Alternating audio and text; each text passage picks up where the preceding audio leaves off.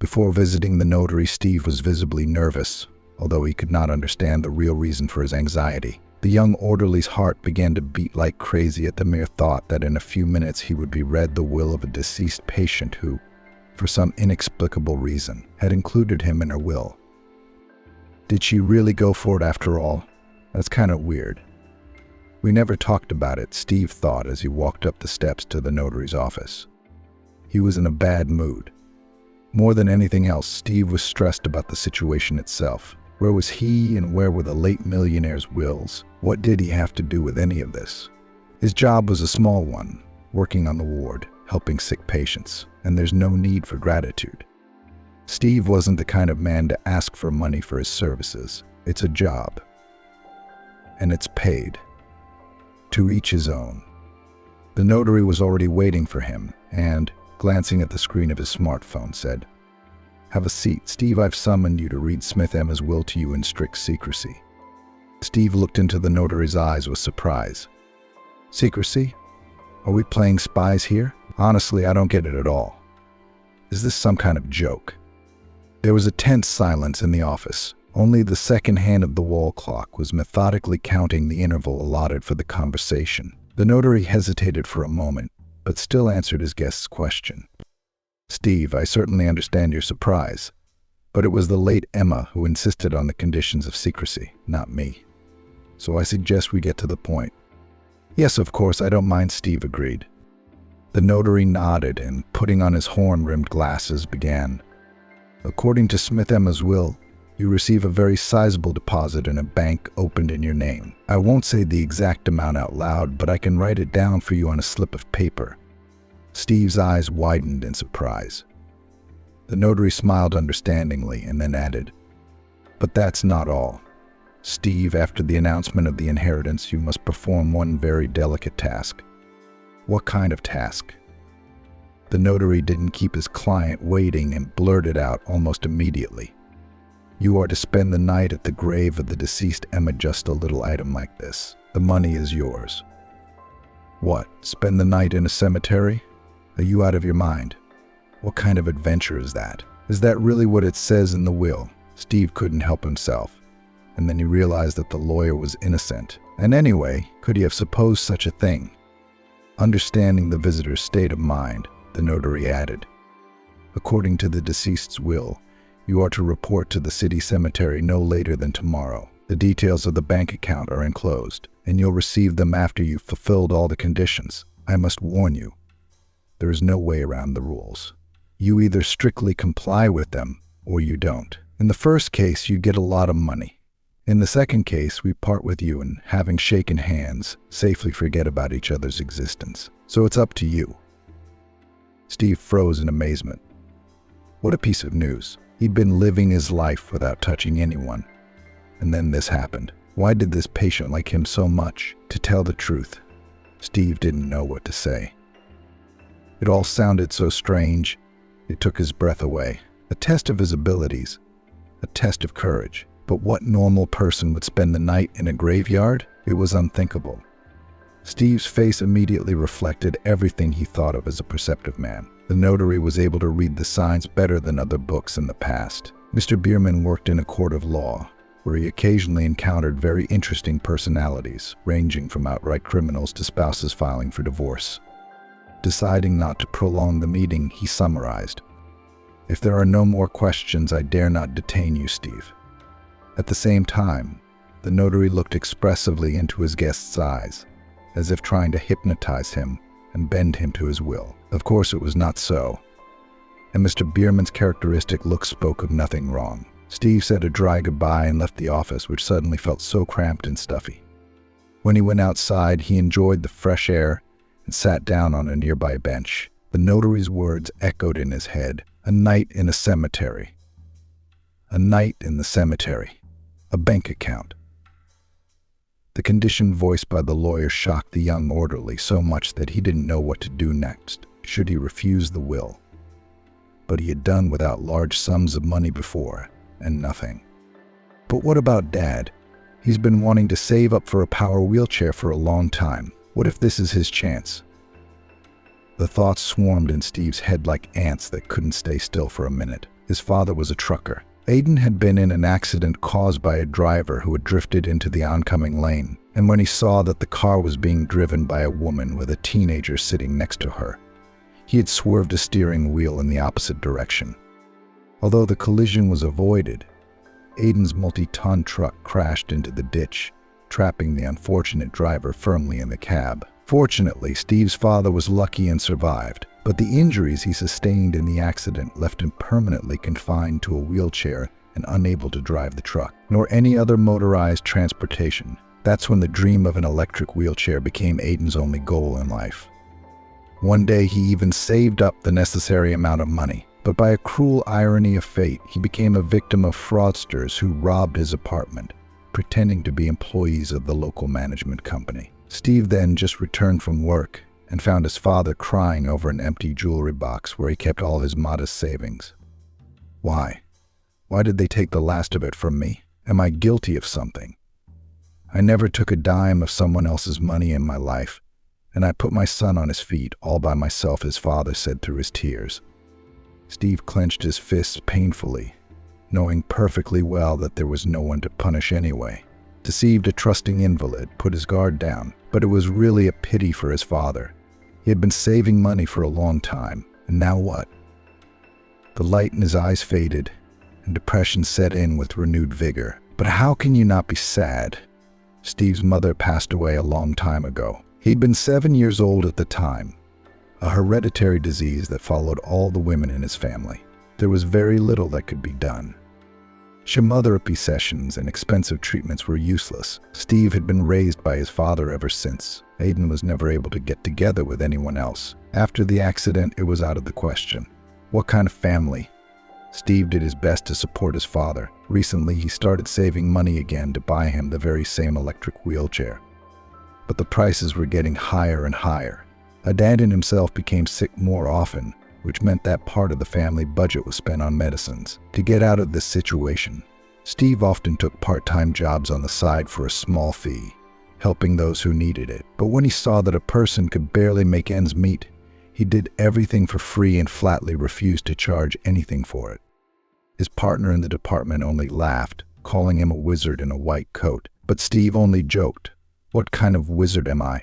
I would be a wizard if I could get into medical school. But that's just not me. Everyone knew that Steve failed the entrance exams because he lacked only a few points. About the true cause of his fiasco, young orderly preferred not to spread.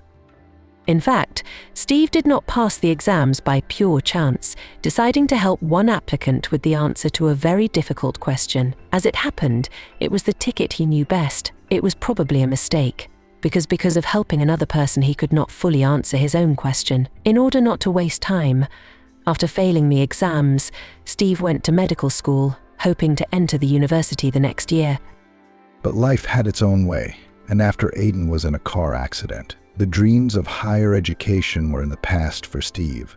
The work of an orderly in the surgical department was difficult, and not everyone could withstand it for more than 6 months. Potential low-level workers needed to have a strong psyche, not bad physical shape, as well as possess a set of necessary medical knowledge. Steve had all this in abundance, although he himself had dreamed of becoming a doctor since childhood.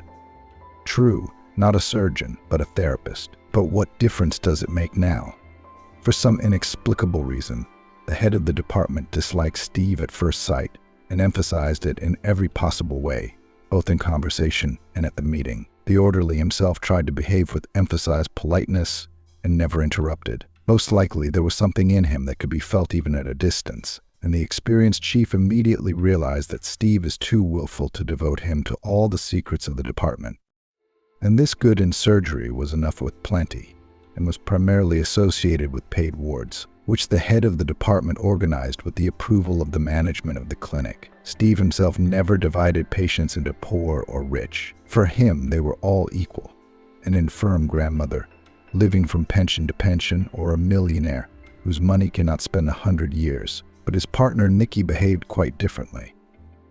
With an experienced eye, he immediately assessed patients depending on the thickness of their wallet. Machine marked for himself those who should be served in the first place. Nikki made it clear to the other patients that they would have to wait a long time for his help. That was until Emma Smith came into the surgery department. She looked about 60 years old, although no one could say more accurately, because the protracted disease has changed the person beyond recognition.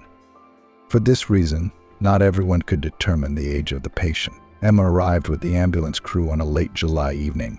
No motorcade or personal security. According to her modest behavior, the medical staff of the ward immediately referred her to ordinary citizens, i.e., those who could not enter the paid wards. Emma herself behaved modestly, not showing her wealth in any way. Since the woman felt ill at home, she was brought to the ward in a house robe and slippers. Seeing her, Nicky grinned contemptuously and hurried to one of the wealthier patients, who had been feeding him tips for some time now. Steve, on the other hand, didn't hesitate and, approaching the patient, helped transport her to the room. After that, he sorted out the bed and brought fresh linens. All this the orderly did quickly and professionally, almost in the same breath. "Thank you. You're a very nice man," the patient mumbled and smiled.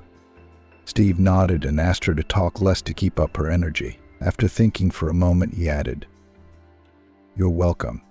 I mean, it's my job, especially since I know how hard it is for sick people. I have a wheelchair-bound father myself."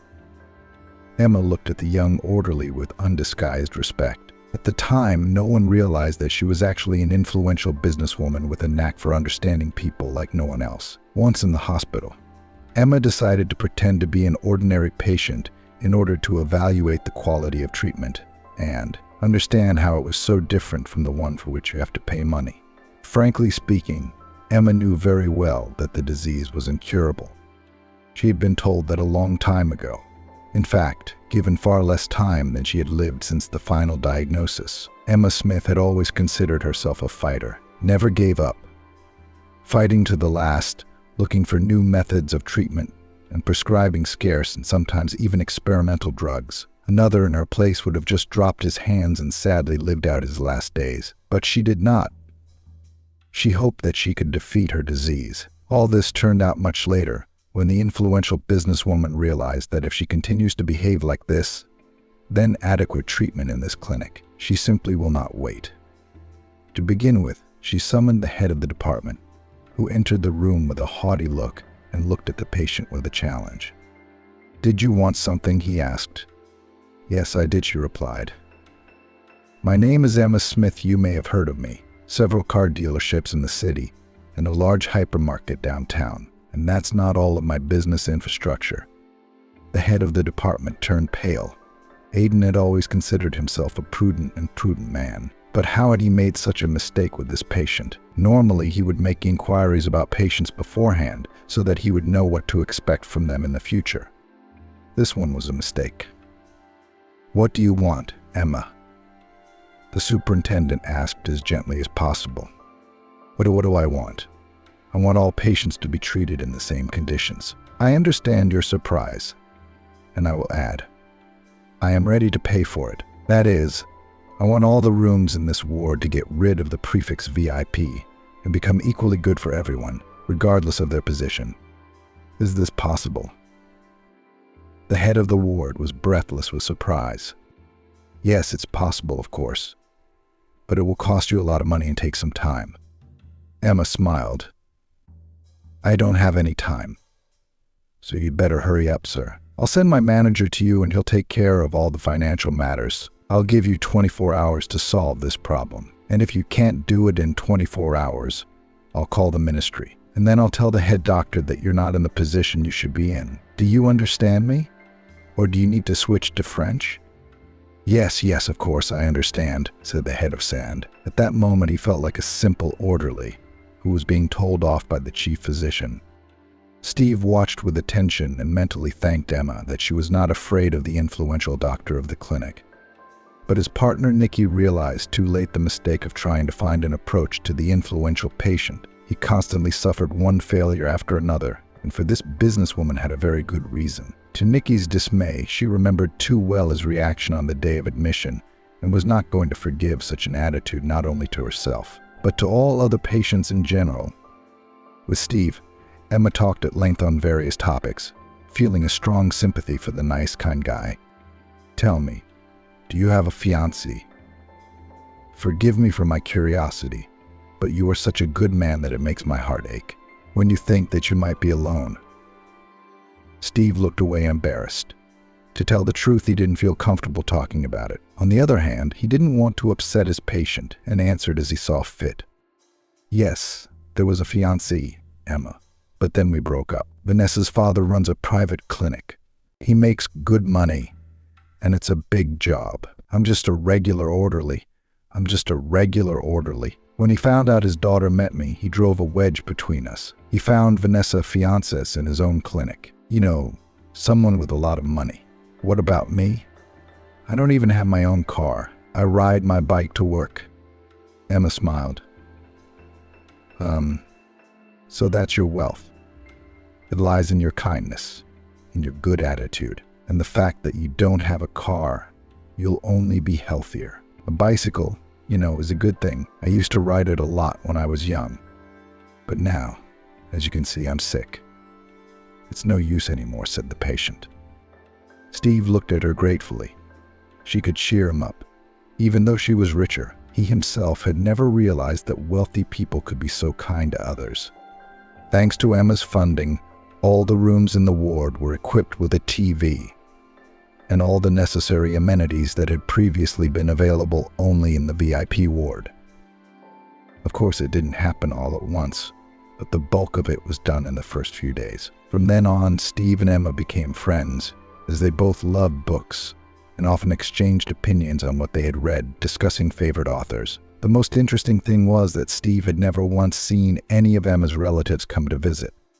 He'd seen the business manager in her room a couple of times, and a courier who brought some business papers right here, and no one else.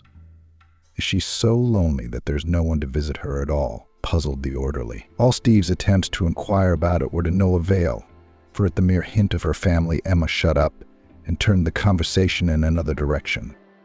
One said that her children were long gone. Another said that she was a lonely widow and didn't know where to put her money. Rumors abounded.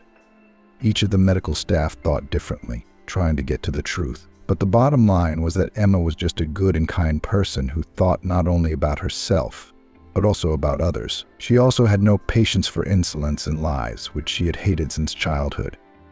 A month ago, Emma passed away. It was Steve's day off that day. His father was sick again and needed help. Emma had a premonition of her passing and insisted on coming over to see her closer to lunch. Steve promised, but he couldn't keep his word. As luck would have it, Aiden had gotten so sick that he'd had to stay with his father until the evening. When he finally got to the station, he found out Emma was gone. How? I just saw her this morning during shift change, Steve whispered and clutched his head. Nikki shrugged indifferently. How's that? It was time, so she left. You knew about her illness. Yes, she understood everything, of course. Steve's eyes became moist, and tears made the boy's mind refuse to believe everything that had happened. No, it wasn't true. She couldn't leave. Just like that, without a word. Though what words could there be? For about a week after the funeral, Steve's conscience racked his soul. What had Emma wanted to tell him before she left? What had troubled her so much that she wanted to meet him in her final hour? Or maybe it was all just a coincidence. Well, there are such ordinary coincidences. He never got the answers to his questions, of course, and now the will. That Emma was a strange woman when she was alive, and when she died, she was a mystery. No, I'm not going to that cemetery. Let the money stay in the bank. She probably has some other relatives, distant or close. It doesn't matter. Here, let them take it, Steve thought. Steve whispered confidently. I don't want anyone else's. He stood up from the bench. The realization that he was right made him feel much stronger. Steve hurried home.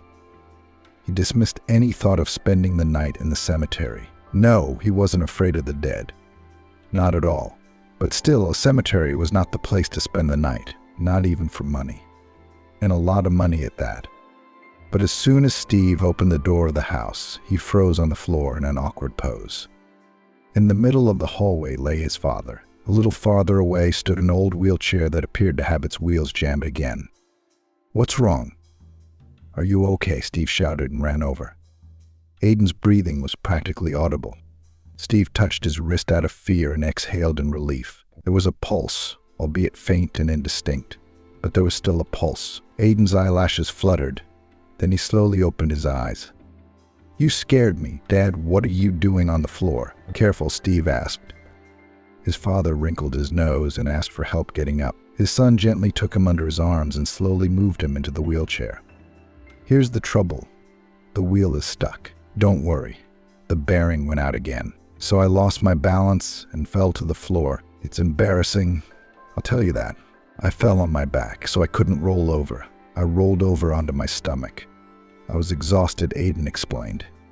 At that moment, Steve felt another prick of conscience. He needed a new wheelchair. And the house should have been equipped with ramps a long time ago. But who needs it? That's right, no one but Steve and his father. Biting his lip painfully, he thought of Emma's will again. Should we go after all? But how long would it take? The house had been in need of repair for a long time. A wheelchair, again sanatorium resort treatment, clearly will not interfere. The man has only seen the sea in pictures. Even though he's a former trucker, and we have such health resorts in our country that they'll put anyone on his feet. Of course, Aiden had no idea what his son was thinking at that moment, and Steve was already in the cemetery, the same one where Emma was buried in one of the alleys. Why did she have to think of all this? But what could happen at night in a city cemetery? Looking longingly at his father's hunched figure, Steve found himself thinking that he would fulfill his patient's last wish. If that's what she wanted, let her have it at least in the other world. And how else, when this world is no longer bright? Deciding not to tell his family about it, Steve began to prepare for a night out to the cemetery. He charged a couple of flashlights with replaceable batteries, took out a warm jacket and sneakers with thick soles. You never know. It was summer, but the nights in August were not as hot as in July, and also had to cancel my work and postpone the day off. When my partner found out about it, he was offended for a long time. I'll have to take care of 2 people again. You know, the head of the department does not like it when there is only one orderly. I know, but bear with me. I don't ask for this kind of thing very often. I'm trying to control myself, Steve replied. Nikki thought for a moment, but then agreed. In fact, Steve replaced him in this way more than once and never prevented him from carrying out his plans. Naturally, he did not tell Nikki the truth and did not reveal the real reason for his absence. The whole next day, Steve was as if on pins and needles. Every now and then, remembering what awaited him in the evening, he shuddered at the mere thought of the cemetery, because during the previous visit to the notary he had learned the number of the burial place he needed just in case. So he decided to realize his plan right after dinner, telling his father that he was going on night duty. Steve began the realization. In the rays of the setting sun, the city cemetery looked rather strange. Monuments of granite, marble, and concrete took on a completely different coloring than during the day. From the outside, they all seemed to glow from within, like memorial candles. Steve, mesmerized by the sight, stood at the massive gate that separated the realm of the dead from the world of the living. A little farther away was an old lady gate that looked like the hut of a kindly old man. The candle trembled with excitement in Steve's palm. A drop of sweat slowly trickled down his forehead. It was only evening. What was waiting for him at night? God, why had he gotten himself into this adventure? Steve staggered down the alley, trying to find Emma's grave. At that moment, the door of the gatehouse opened, and the lanky figure of the caretaker, a man in his 70s, wearing a cap with a broken visor and a cup of tea in his hand, appeared on the doorstep. The label of a disposable bag fluttered in the wind, like a miniature kite that had decided to escape from the half-empty cup. "Evening, man. Where are you going at night?" the watchman asked. Steve shuddered and looked at him guiltily. "I thought I'd check on a relative. She passed away a month ago." The caretaker took a couple of steps in the direction of the visitor and thought. He could not forbid him to come to the cemetery. It was not in his power, but it would be dark in an hour or two, and it would be a very ungrateful thing to walk through a cemetery in pitch darkness. Well, if it's so decided, I won't oppose it. I believe he's a good man. I'm sure you won't do anything stupid. I'm not mistaken, am I? The caretaker asked in a quiet, pleasant voice. Steve smiled embarrassedly. No, you're not wrong. It's just the way it's going to be. I'm sorry. I don't know your first name or middle name. Dave, come in when you get back. I'll buy you a cup of tea, and if necessary, I'll call you a cab," the caretaker said, again quietly switching to you. Steve nodded and waved goodbye. The orderly's soul felt noticeably warmer. He would not be alone in the cemetery tonight after all. Of course, it wasn't much consolation, but it wasn't so bad. After about 10 minutes, Steve reached the right place. The grave mound looked quite fresh, as if it had been erected only yesterday, not a month ago. Due to the short time of burial, the monument had not yet been erected, and instead there was a large iron cross with a picture of the deceased. As he approached the grave, Steve bowed his head mournfully. "I'm sorry, Emma, I let you down. I said I'd talk to you, but I didn't show up. I'm sorry if you can," he whispered, looking at the photograph. Steve caught himself thinking that the admirer's lips were touched by a smile, slightly visible, but no less touching. That's how Steve remembered Emma, with whose appearance the surgery department was literally transformed before his eyes. And she knew she was terminally ill. And why did she go to a regular clinic?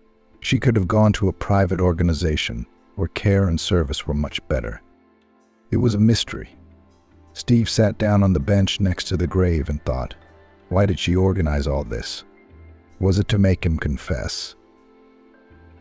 Unlikely she wasn't a petty person, not at all. Then what was the clue? Where's the solution to this puzzle? 100 questions couldn't be answered quietly. It wasn't like that at all. And why did it have to be at night anyway? Why not during the day? Not in the morning? Not in the evening after all? There were so many questions that with all his desire he could not find answers to them. Meanwhile, dusk was slowly settling over the cemetery. Steve's heart beat uneasily. Despite the fact that the orderly was a materialist, the cemetery at night frightened him very much. A slightly noticeable shiver ran through the boy's body as he reached into his bag to pull out a flashlight. At that moment, Steve involuntarily shifted his gaze to the massive iron cross placed on Emma's grave. He didn't notice anything special at first, but then, looking closer, he almost jumped up on the bench in surprise. The cross glowed with a green, slightly visible light. Steve involuntarily made the sign of the cross and shook like an aspen leaf. This was it. Here we go. Or had he gone mad with fear? Or was something strange really going on in the cemetery? Steve froze on the bench with a deadening grip. A minute passed, then another, but nothing terrible was happening. On the contrary, somewhere in the bushes there was the crackling of crickets, which are known to sense danger and usually shut up if there is any. Steve took a closer look at the cross and, to his amazement, realized that the mysterious glow was emitted not by it, but by a strange substance, with which the construction had obviously been lubricated beforehand. The boy jumped up from the bench and walked around the grave, stopping at the back of the cross. Steve's assumptions were immediately confirmed. On the backside was a greenish arrow pointing to its base. Steve gingerly touched the arrow with his fingers, and in the same minute they turned a greenish color. Why, it's phosphorus, he thought. Is that why Emma recommended in her will that I come at night? Otherwise, I wouldn't have seen the clue. But where is that arrow pointing? Steve exclaimed, forgetting that he was in the middle of a city cemetery. Then, coming to his senses, he pressed his hand fearfully to his lips and mentally apologized to the inhabitants of the realm of the dead. Since the point of the arrow was aimed at the base of the cross, the guy knelt down and began to rake the ground in that place. In a couple of minutes, Steve dug out a small container, wrapped in transparent cellophane for greater safety. Oh boy, and Emma had come up with such a clever combination that it made my head spin. I can't believe she'd think of something like that. From the shock and excitement, Steve's body was shaking and sweat was beading on his forehead. Now that the orderly had found the dead woman's hiding place, he no longer saw the point in sitting in the cemetery in pitch darkness and could go home. I wonder what's in that container. Money, gold, securities, Steve thought on the way back. The keeper's lodge, which from afar looked like a lighthouse for stranded sailors, served as a landmark for him. Steve felt much better. It was an adventure to spend the night in the middle of a cemetery. Even a skeptic would believe in the existence of otherworldly forces, especially when there is a full moon shining overhead and not a single living soul around. But no sooner had Steve reached the gatehouse than he saw that something strange was going on inside. In the brightly lighted windows, the profile of the keeper was visible in minute detail. There's lanky figure rose from his chair, and staggering from side to side, took a couple of steps in the direction of the exit. What? Is he drunk or something? It doesn't look like it, though. He sounds like a decent guy. You can tell Steve thought ironically. He had already moved a good dozen meters away from the gatehouse when he heard a slightly audible voice behind him. Help, help, I'm suffocating. Steve turned around and saw that the door of the gatehouse had swung open and Joe was standing in the doorway, holding onto the door jamb with one hand and his throat with the other, wheezing like a wounded animal. The caretaker clutched his chest with both hands and collapsed onto the asphalt warmed by the day's sun. Steve didn't hesitate a second. He ran over and rolled the old man onto his back. Joe was clearly choking, and the cause was probably swelling of the larynx. It was very enlarged. But what caused the swelling? Allergies, a congenital disease. There was no time to think. Time was running out in minutes. Steve's first thought was to call an ambulance, but then, looking at the blue face of the caretaker, he realized he couldn't wait any longer. He was still a little shaken from the stress he'd been through. His throat felt as dry as if someone had poured sand down it. Needless to say, the ambulance paramedic was surprised to see that Steve had definitely saved the caretaker's life with his actions. Where'd you learn to do that, kid? That incision was masterful. You're not a surgeon, are you?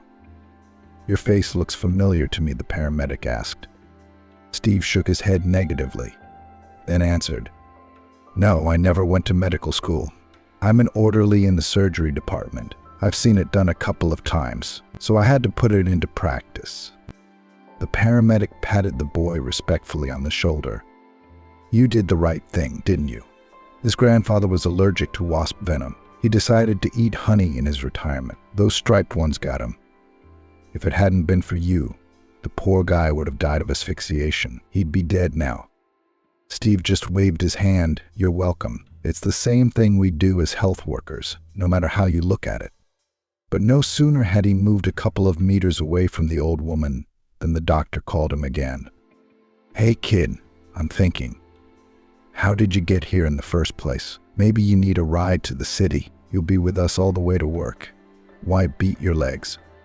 Steve turned around. I came to see someone I know tonight. I didn't realize it was dark. I wouldn't mind a ride into town. Well, that's just great. It's a sin to refuse, so I'm all for it. And in 5 minutes, Steve was in the ambulance with the paramedic and Joe lying on the gurney. The guy's mood had improved considerably. In the bag there was a container, found thanks to the clue with phosphorus on the cross. But Steve decided to open it at home, deciding not to go to the ward, so as not to annoy Nikki with his appearance. Steve got off at the gate of the hospital yard and, zipping up his jacket, walked towards home. By this time his father was already asleep, and when he heard the sound of the door opening, he mumbled softly and covered his head with a blanket. The nights in August were cool enough, after all. Steve knew that as well as anyone, so he decided not to wake his father with the noise of the shower. The boy washed himself under the faucet, washing his head to cool his mind and put his thoughts in order. After that, he locked himself in his room, where he placed the container he had found in the cemetery on the table. To Steve's surprise, inside was a folded piece of paper and a small silver pendant on a chain. Turning the item toward the light, Steve noticed a slightly visible engraving on the back of it. It contained only one word: forever. That's odd. Usually they put different phrases, quotes, but at the very least names. But here it's just one word, Steve thought, and put the pendant away in his desk drawer. Then unfolded the sheet. From the first words he realized that the message was addressed to him, and it began with the following words. Dear Steve, if you are reading these lines now, it means that I am no longer alive. I'm sorry for that scene in the cemetery, where I forced you to spend some time in pitch darkness. I hope you got it right and left the place immediately as you found my hiding place. You're probably thinking, crazy grandmother, she's playing charades, but I just turned 45. You see how illness changes people? Yesterday I was beautiful, and today I'm Baba Yaga. It so happens that in this life I couldn't trust anyone but you. Many years ago I made a serious mistake, but more about that later. Since I have no direct heirs, all my assets must go to my third cousins who are just waiting for me to die. Their people are already everywhere. In my business, my house, my immediate neighborhood. I cannot even trust a notary, because I am not sure of his honesty. For this reason, I leave myself an impressive amount of money in the bank. Dispose of it properly. Now let's get to the point. 20 years ago, I committed a crime. No, I didn't kill anyone. I killed myself when I gave my newborn daughter to an orphanage in a fit of depression. Don't judge me harshly. I know I was a naive fool who ran away from the provinces after a traveling construction worker. I got pregnant and he left me and turned out to be the father of 4 children. But I still remember his gift, a locket with the inscription forever.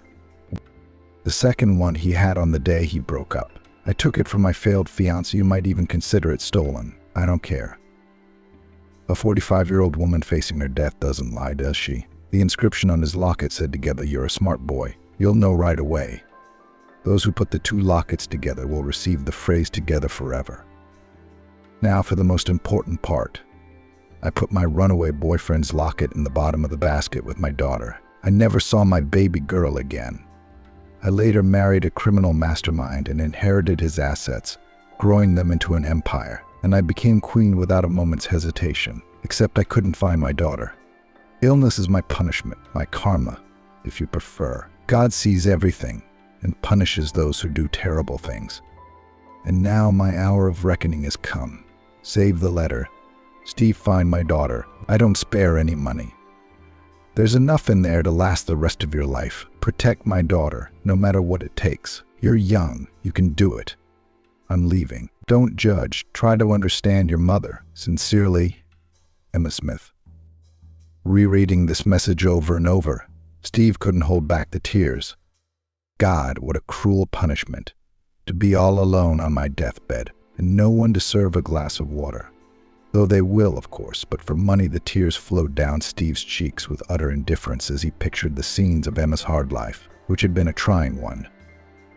That night he could not sleep. He tossed and turned in bed until morning. Then he got up, washed his face, and brewed a cup of strong coffee. "Son, did you change your mind about working yesterday? Didn't you run to your fiancée?" Dad asked. Steve smiled. "No, what brides are there? I've had so much to do that my head is spinning." Aiden shook his head. "What a good son I've got, though. A sight to behold. A real groom for marriage." "Dad, we're going to buy you a new stroller the other day." "You know what? We're going to get you a new stroller," Steve said. "You know, the one you've been dreaming of with the power wheelchair," Steve announced. "What do you mean? A stroller?" "Well, it costs money, and there's something else to put together. And you can buy a used car, and the old stroller will survive. Just buy me a bearing. Unless you come up and take Berkutu off, it'll come in handy," said Aiden. But Steve only grinned. "No, Dad will buy a stroller." "That's right. Where'd we get that kind of money? You're not involved in crime, are you?" Aiden raised an eyebrow in surprise. Steve came over to his father and put his arm around his shoulders. "No, there's no crime. Don't worry about the money. It'll all change soon." Aiden nodded and furtively brushed away a tear. In the meantime, Steve got ready and hurried to work. He slipped the locket into his pocket and closed the door behind him. Emma's confession had touched him to the core. All the way to the hospital building, Steve could think of nothing but the story of the missing businesswoman. Who was she? Was she alive now? Or maybe long since married? But as soon as Steve crossed the threshold of the surgical ward, Nikki immediately rushed towards him.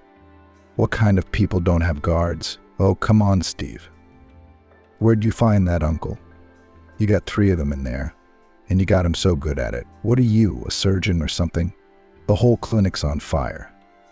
Steve Smith operated on his grandfather's share of the cemetery. That's a great plot for a thriller, don't you think? Steve waved it off. "Oh, come on.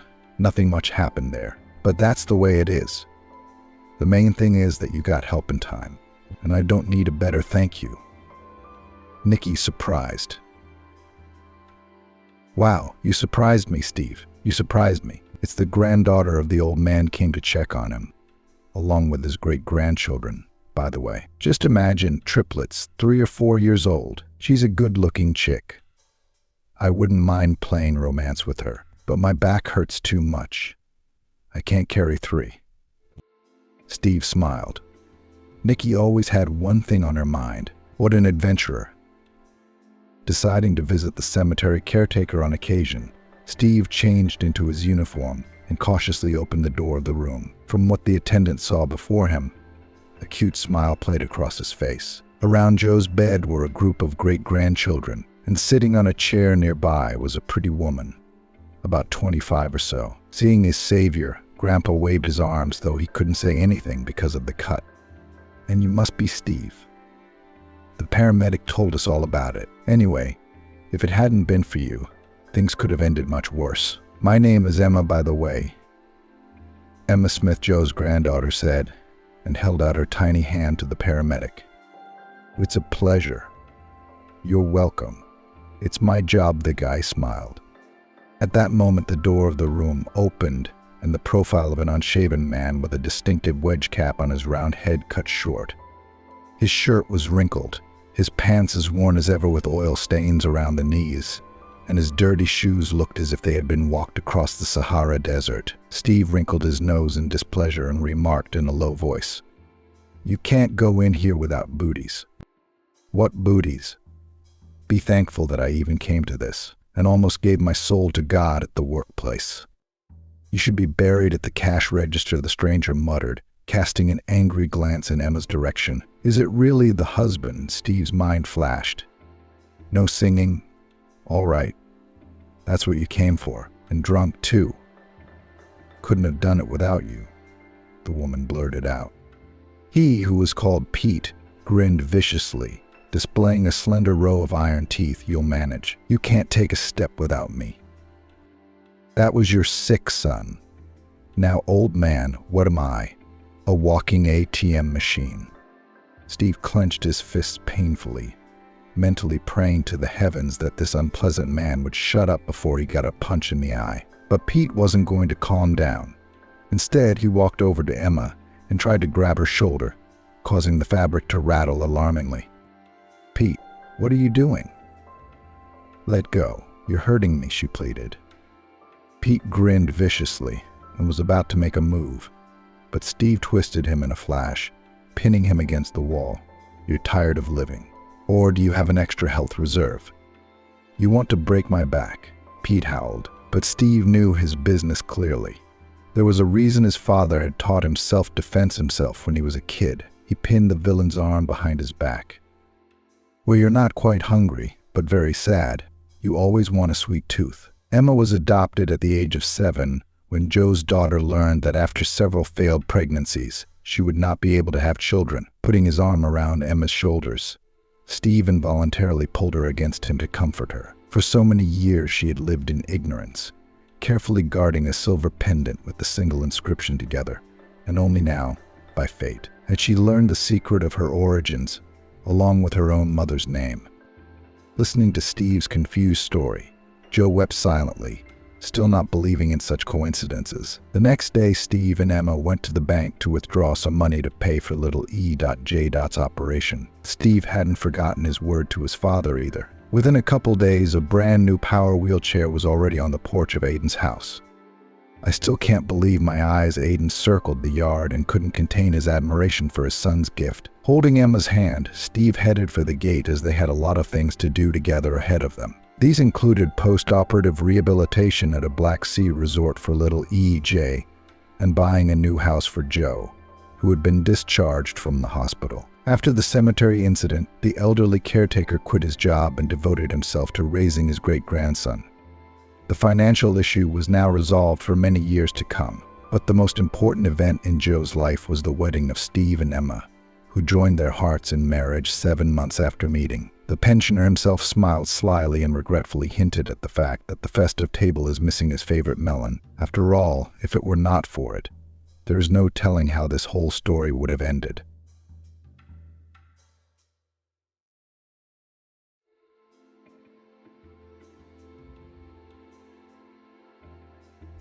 A father sets up a camera to save his fading daughter.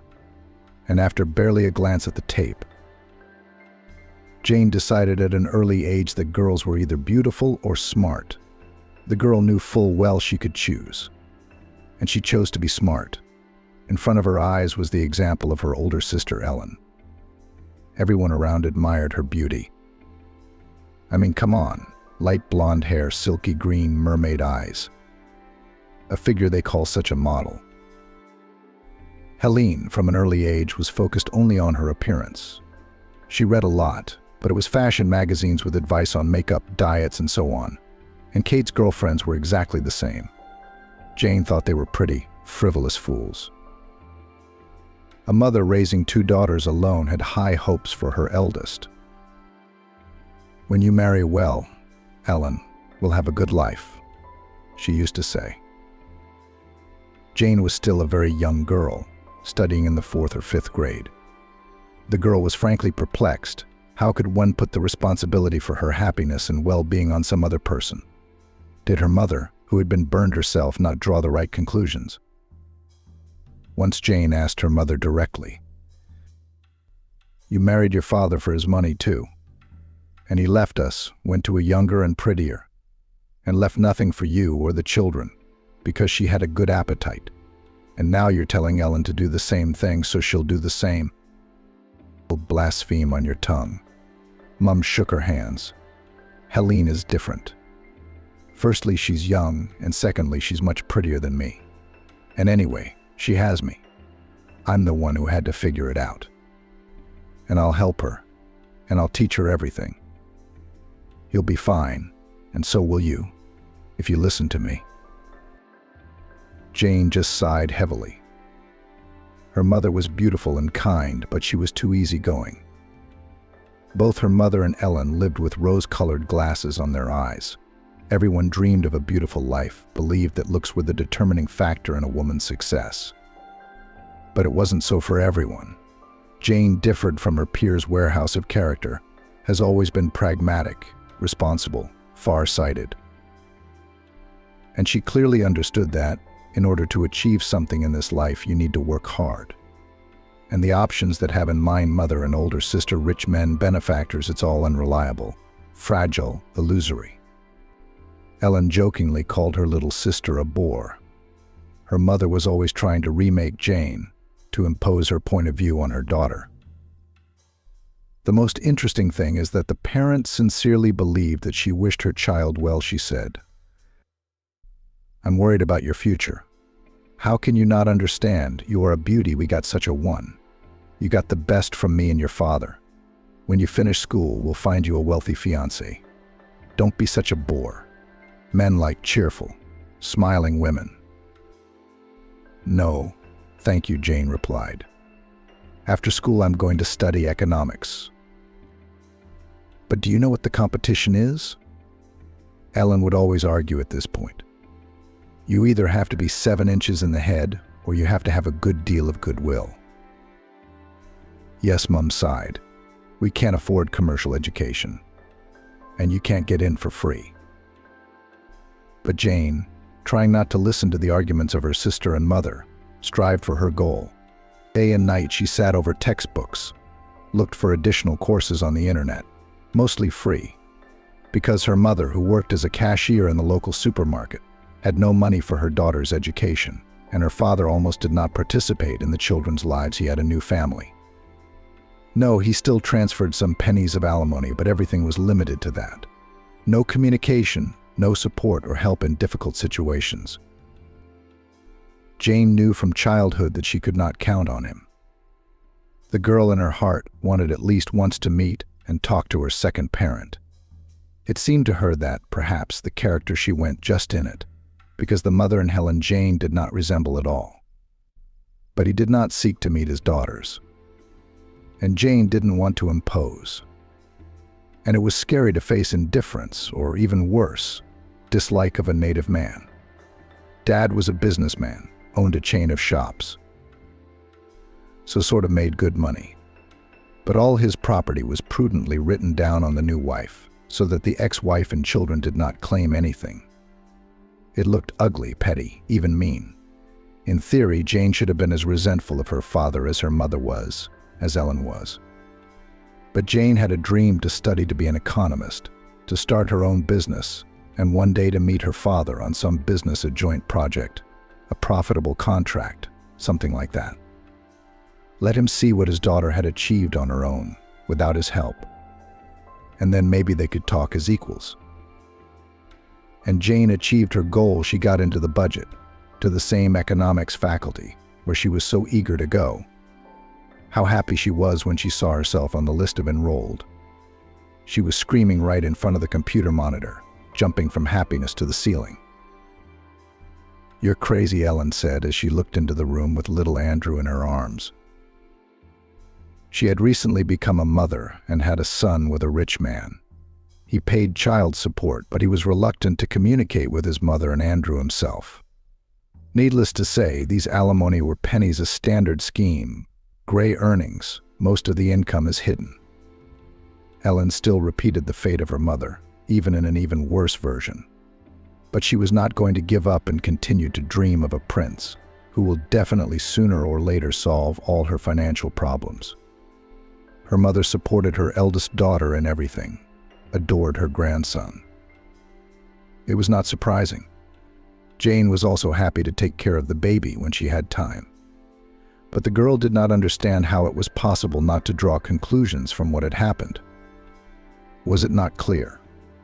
The plan is not very good and often fails. It was time to choose another option. But no, Ellen was still looking for rich men on dating sites. Jane explained her strange behavior to her sister. "Wow. Cool. So what, you're leaving us for the big city now? You're going to go to school?" Jane and her family actually lived in a city too, but a very small one, far from the regional center. So gray 3-story houses, whole streets of old wooden barracks, a huge private sector. Not a village by documents, of course, but in fact it is a village. That's why Orchardville, the regional capital, where Jane's university was located, was called just town. Her mother, too, was happy to hear of her youngest daughter's admission. She had never hoped for such a thing. As it turned out, she thought. Let her dream, show off, and when she realizes that nothing has worked out, she will follow in her mother's footsteps to the supermarket for the cash register. But also will think, finally, over the words of more experienced relatives, realize it is necessary to look for a rich and reliable man.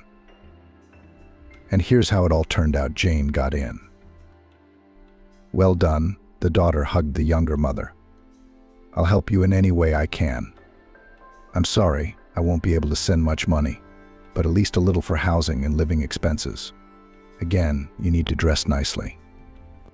There's a better chance of meeting a decent man in a big city." "Mum, there you go again," Jane smiled. She was touched by the fact that her mother supported and understood her, and even offered to help her. Jane knew it wasn't easy for her mother to get the money, but she was willing to help her daughter while she was a student. And that's priceless. Jane had a new life. She was given a room in the student dormitory, though not a separate one. The room had to be shared with 2 girls. But the roommates turned out to be very pleasant. Both studied at the Pedagogical Institute. Both, just like Jane herself, were focused on study and work. In general, the girls had a lot in common. With one of these neighbors, Kate, Jane even became friends. They stayed in touch even after they finished their studies and moved out to rented flats. Jane liked her studies. She was convinced in her first year that she had chosen the right direction. She found economics easy, lectures seemed interesting, and term papers and tests were incredibly easy. Jane even began to earn money. It turned out that people were willing to pay a lot of money by her standards, of course, for essays and projects. The girl had to work part-time and study a lot. She had no time at all for student parties, going to clubs and similar entertainments.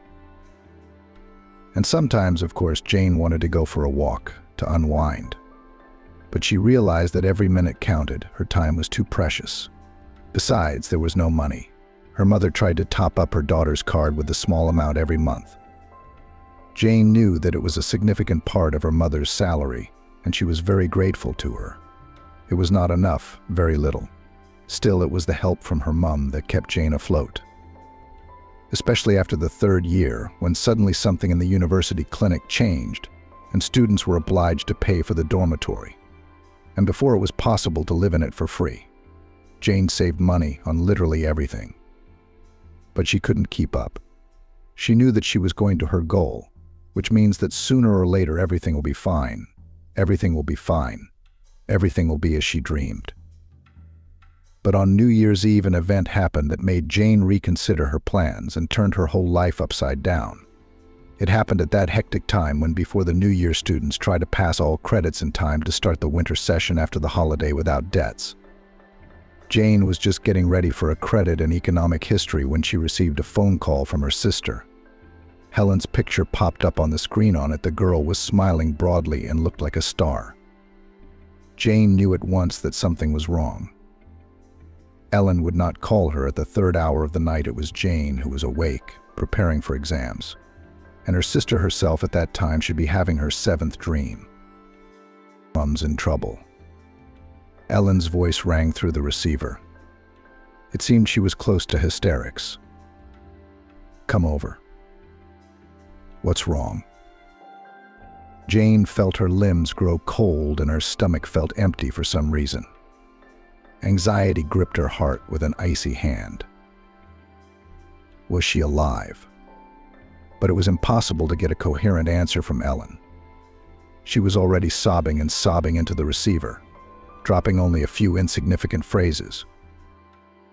Mostly they were wails about how she was afraid and badly off, as if the trouble had happened in the evening, but Ellen was informed only now, just a couple of minutes ago, and she immediately dialed her sister. Of course, at that moment there was no question of any credits and exams. Jane took the first flight home in the morning. She was almost the only passenger at the bus station at such an early hour. Jane found her sister in a terrible state, her hair disheveled, her face swollen with tears. In her arms she held her youngest daughter, Lillian, a baby girl. Ellen was already a mother of many children. Her eldest son, Andrew, then two girls, yearlings, Chris and Lillian. None of the fathers were involved in the upbringing of the children. The princes, sons of wealthy parents, refused to raise offspring and basked in money. With Helene, they were just having fun, with nothing serious in mind. And she kept stepping on the same rake, getting pregnant on purpose in the hope of finding a happy, strong family. If something happens to me, how will I cope with them alone?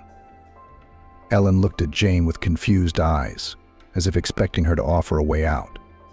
But Jane was ready to hit her sister at that moment. She didn't know what was wrong with her mother, and she was only thinking about herself. How did it happen? She asked. They had a corporate party, Ellen said, rocking her daughter. They must have been drinking. They told me Mum was crossing the road in the wrong place.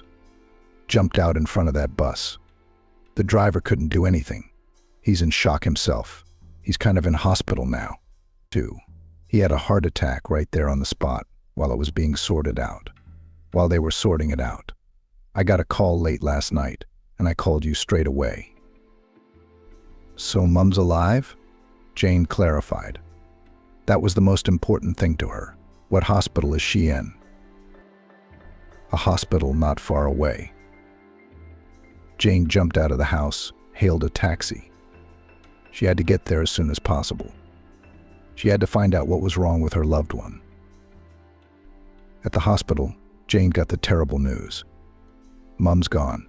She'd only recently passed away. As Jane rushed to the clinic, it all happened in the ICU. The doctor then said that there was no chance of a good outcome. The injuries were too serious. And Jane would not have been able to say goodbye to her mother anyway. She was in a coma. And still the girl blamed herself for her carelessness, for not supporting her mother by the hand while she was still alive. Jane was signing some papers when she received a phone call from a sobbing Ellen. She had been informed by someone on the nursing staff, and now the older sister was in a state of near panic. It had been a difficult time. Arranging the funeral, trying to bring the sister who had to look after her babies no matter what, and the gradual realization of the terrible fact that the nearest and dearest person in the world was now gone. Just no, that's all. The father did not turn up at the funeral, although he could not have been unaware of what had happened. This man did not even call his daughters, did not try to understand whether they need his help. Probably thought they were adults. They were both over 18. So legally, the father was no longer their debtor.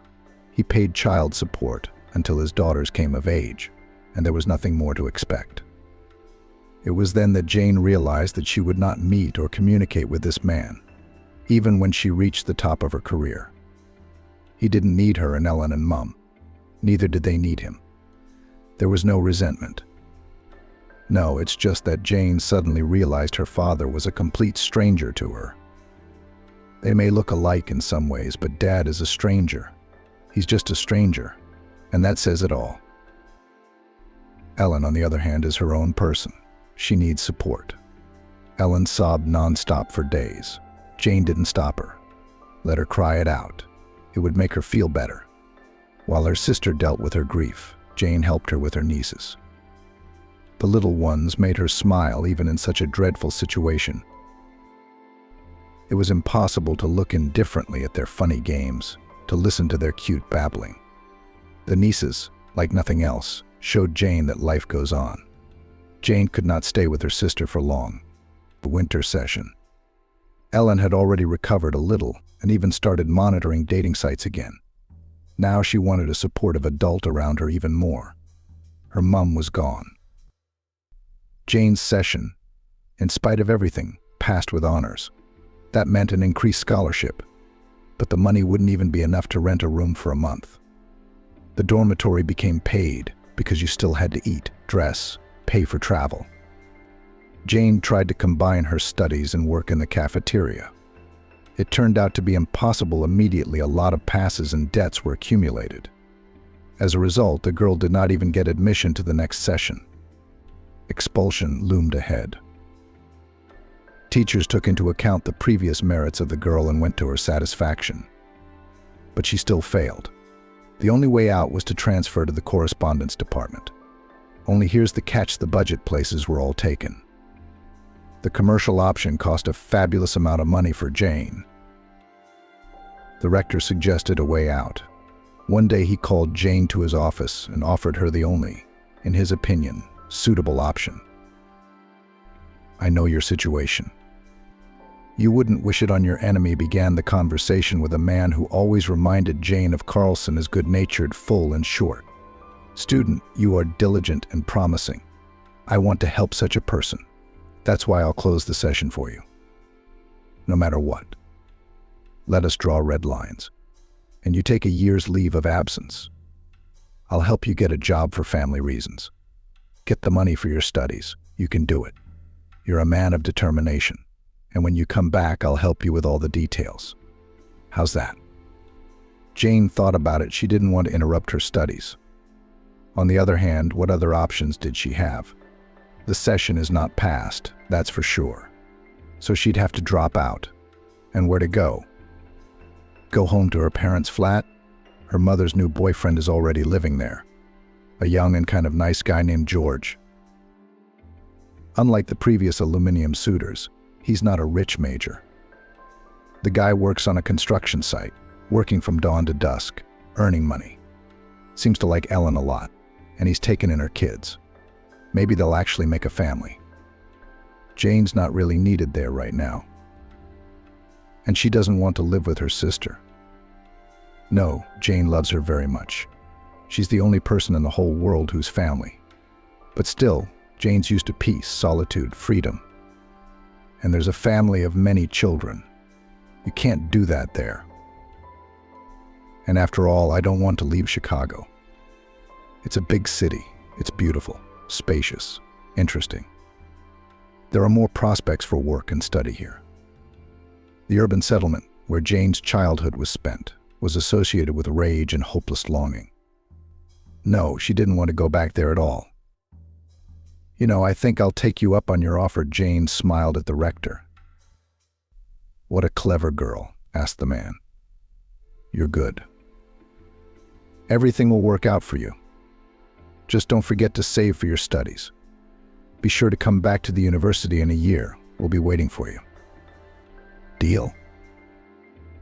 It's a deal. Thank you so much for the offer. That same night, Jane started looking for a job. She urgently needed money just to survive, to buy food, to pay for a roof over her head, the most effective motivation. It turned out that it was simply unrealistic for a girl with an incomplete university degree to find anything close to the desired profession. Jane was rejected everywhere. Employers did not even consider candidates without a diploma. The girl realized that she could show herself at the interview, but it did not even come to that. After a couple of days of fruitless searches, Jane realized that it was time to give up her dream of working as an economist, or rather to postpone it until better times. In the meantime, she had to find something. When the bar was lowered a bit, things got better. There were plenty of jobs for Jane: waitress, cleaner, saleswoman, but the wages were meager. No, it was enough to live on, especially if you saved money. But Jane had to save up for a year's study. With those salaries, it was impossible. Still, Jane needed a job badly. Immediately, she chose the path of a waitress in a bar in the city center. There were plenty of reasons for the job. Firstly, there was extra pay for night shifts. Secondly, tips were very helpful, sometimes even very generous. And thirdly, the last job gave Jane the opportunity to write term papers and tests to order, and an extra penny in the piggy bank, and brains are not idle. That's the upside. Jane even liked working in the bar. The team is friendly, the bosses are loyal. The crowd was decent. It was a rock bar whose owners cared about their reputation. The atmosphere was monitored. Undesirable elements were expelled with guards and not allowed back in. And another. Local band musicians, performers, and visiting guests gathered here every night. In short, live music, and it was beautiful. Jane enjoyed listening to the musicians perform, singing along, dancing. This was welcome in the bar. To work as on holiday. In the bar, Jane finally understood the meaning of this common phrase. Of course, with a waitress's salary, there was not much money. Jane was looking for another job in parallel, a higher paying one.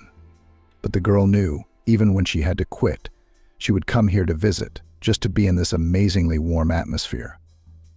The rock bar and new friends helped Jane through her grief. Of course, the longing for her mother did not go anywhere, but the girl was finally able to return to life and believe that there are still a lot of good things ahead. It was in the rock bar that Jane met Jasper. One day, the host introduced the guests to a new rock band which appeared just a couple of months ago. Jasper was the bass player. But not only that, it was he who owned the idea to create this band. He was the one who wrote the songs and the music. Modest, always kept in the shadows, but constantly observing the behavior of the band members, the reaction of the audience. Jasper was the main man in the team. Although on stage most of the attention was drawn to the lead singer, it was felt. It was noticeable from the first glance. For some reason, Jane immediately singled him out and reached for him. She didn't recognize herself. Jane realized that she was not in a position to fall in love and have affairs. She was focused on her career, on her studies, on getting back on track at university. She couldn't be distracted by that. And yet, Jasper didn't flirt with the waitresses, didn't talk to anyone first. He was serious, focused on his work. Maybe that's what attracted the girl. Jasper was a lot like herself. Jasper began to appear in the bar often, sometimes with a group to work with, sometimes just in the company of mates to relax. Of course, they soon got to know each other, but he still acted aloof, not overtly sympathetic. Sometimes, though, Jane caught his eye. But Jasper turned away immediately, talking to someone else. And Jane wanted him to pay attention to her, to compliment her, to show her signs of attention, as visitors often did. And then Jane would let him know that she was interested in him. Once there was a girl in Jasper's company. Representatives of the fair half of humanity had come with him before, but they were just friends, girlfriends of other members of the group. And this one was clearly something between them. They didn't kiss or hug, nothing like that, but sometimes they exchanged tender glances and smiled very warmly at each other. Once she put her head right on his shoulder, and Jasper, usually cold and even stern, stroked her hair in a natural and very gentle gesture, as if she were a kitten. A very unpleasant feeling came into Jane's breast from behind the gate. She recognized it immediately, of course. It was jealousy. With surprising meticulousness, Jane began to pick out her rival's faults. Too thin, not even pretty. That nose, long, liquid hair. Anyway, how can this madam compare to her, Jane? For the first time in her life, Jane seemed to feel smug about her appearance. Nature had endowed her, like Helene, with beauty. Jane had heard many compliments from others about her figure. Tall, slender, long-legged. Her friends generally advised her to try her hand at modeling. Only this job was not to Jane's liking at all. Well, she did not know how to show herself, even considered it humiliating. And now, despite such impressive external data, the rival became such a gray mouse. In general, there was nothing outstanding in Jasper's companion, not even something to catch his eye. Nevertheless, he clearly had very tender feelings for her. The presence of this girl made him happy. Jane watched Jasper closely and could tell this for sure he loved his companion. It was painful. Thanks to the girl that Jasper was so attracted to, Jane had made up her mind, decided to do something she'd never considered unacceptable before. Her shift was coming to an end, but as usual she stayed late to help a waitress friend serve tables on a Saturday night. There were a lot of customers, and Jane waited for an opportune moment. She'd even had a few drinks beforehand for courage, to make her feel more confident and relaxed. Jasper stood up and headed for the exit. Someone had called him. The music was blaring in the bar. Impossible to talk on the phone in this environment. Everyone was either outside on the porch of the bar or in the smoking room. Jasper chose the street. Jane followed him like a shadow now or never. The obnoxious girl who had been sitting next to Jasper all evening remained at the table. She chatted cheerfully with his mates. It was obvious that they had all known each other for a long time. They must be in a long and serious relationship. Still, Jane would try, or she'd regret later that she'd never even tried.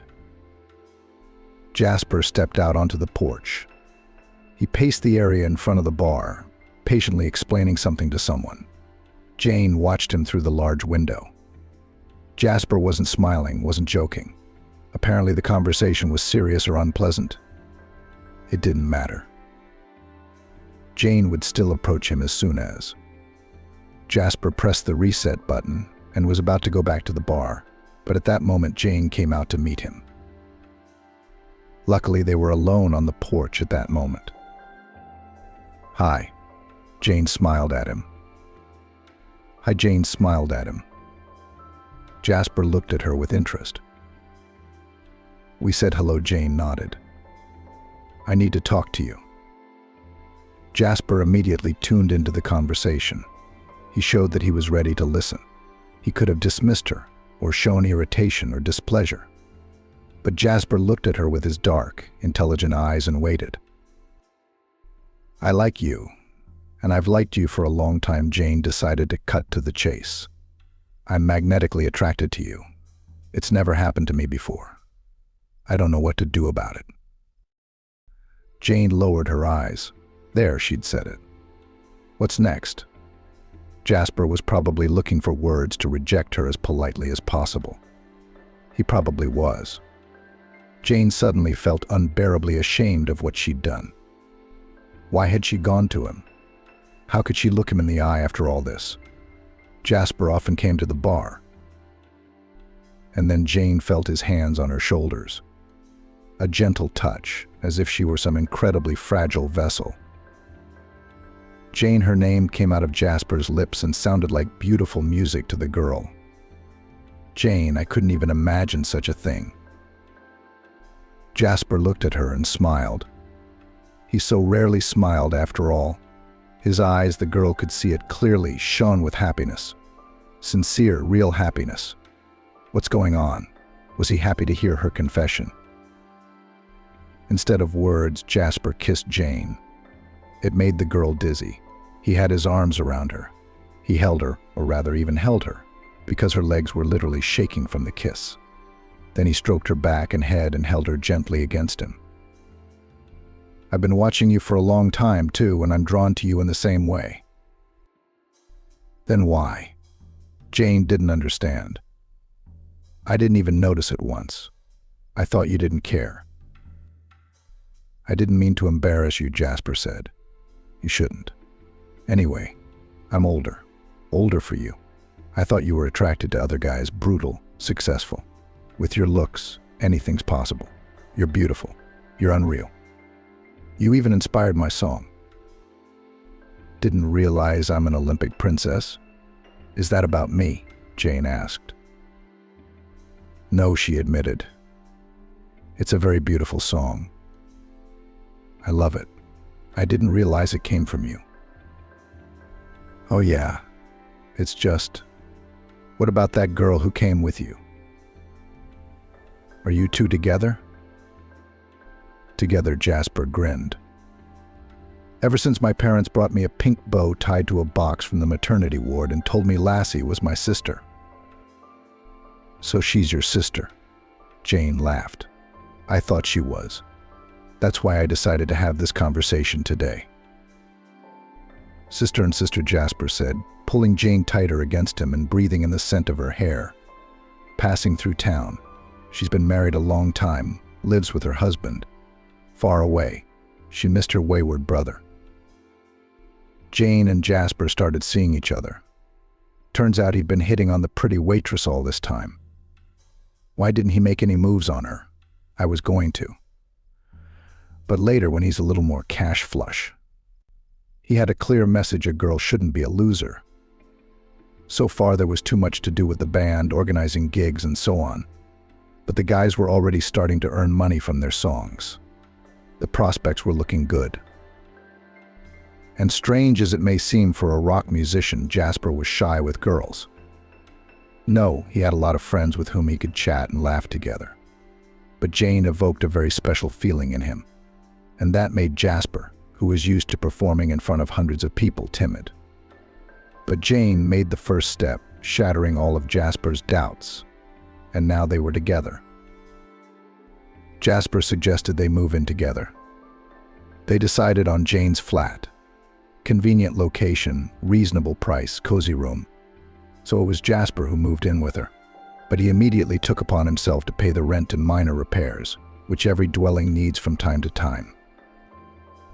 And it also turned out that Jasper is an excellent cook. Jane's culinary talents paled in comparison to his skills. Jasper, as befits a creative man, created real masterpieces, whether in the recording studio or in the kitchen. He was gentle, sensitive, and attentive, fully immersed in his work, but not forgetting about his beloved. They talked a lot, often went for walks. Sometimes together they discussed the next song, spinning in Jasper's head and ready to be born.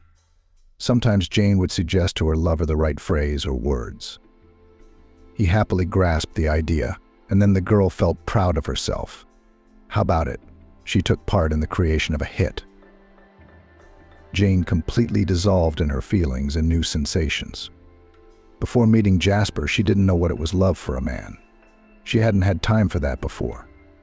First studying hard, then trying to survive.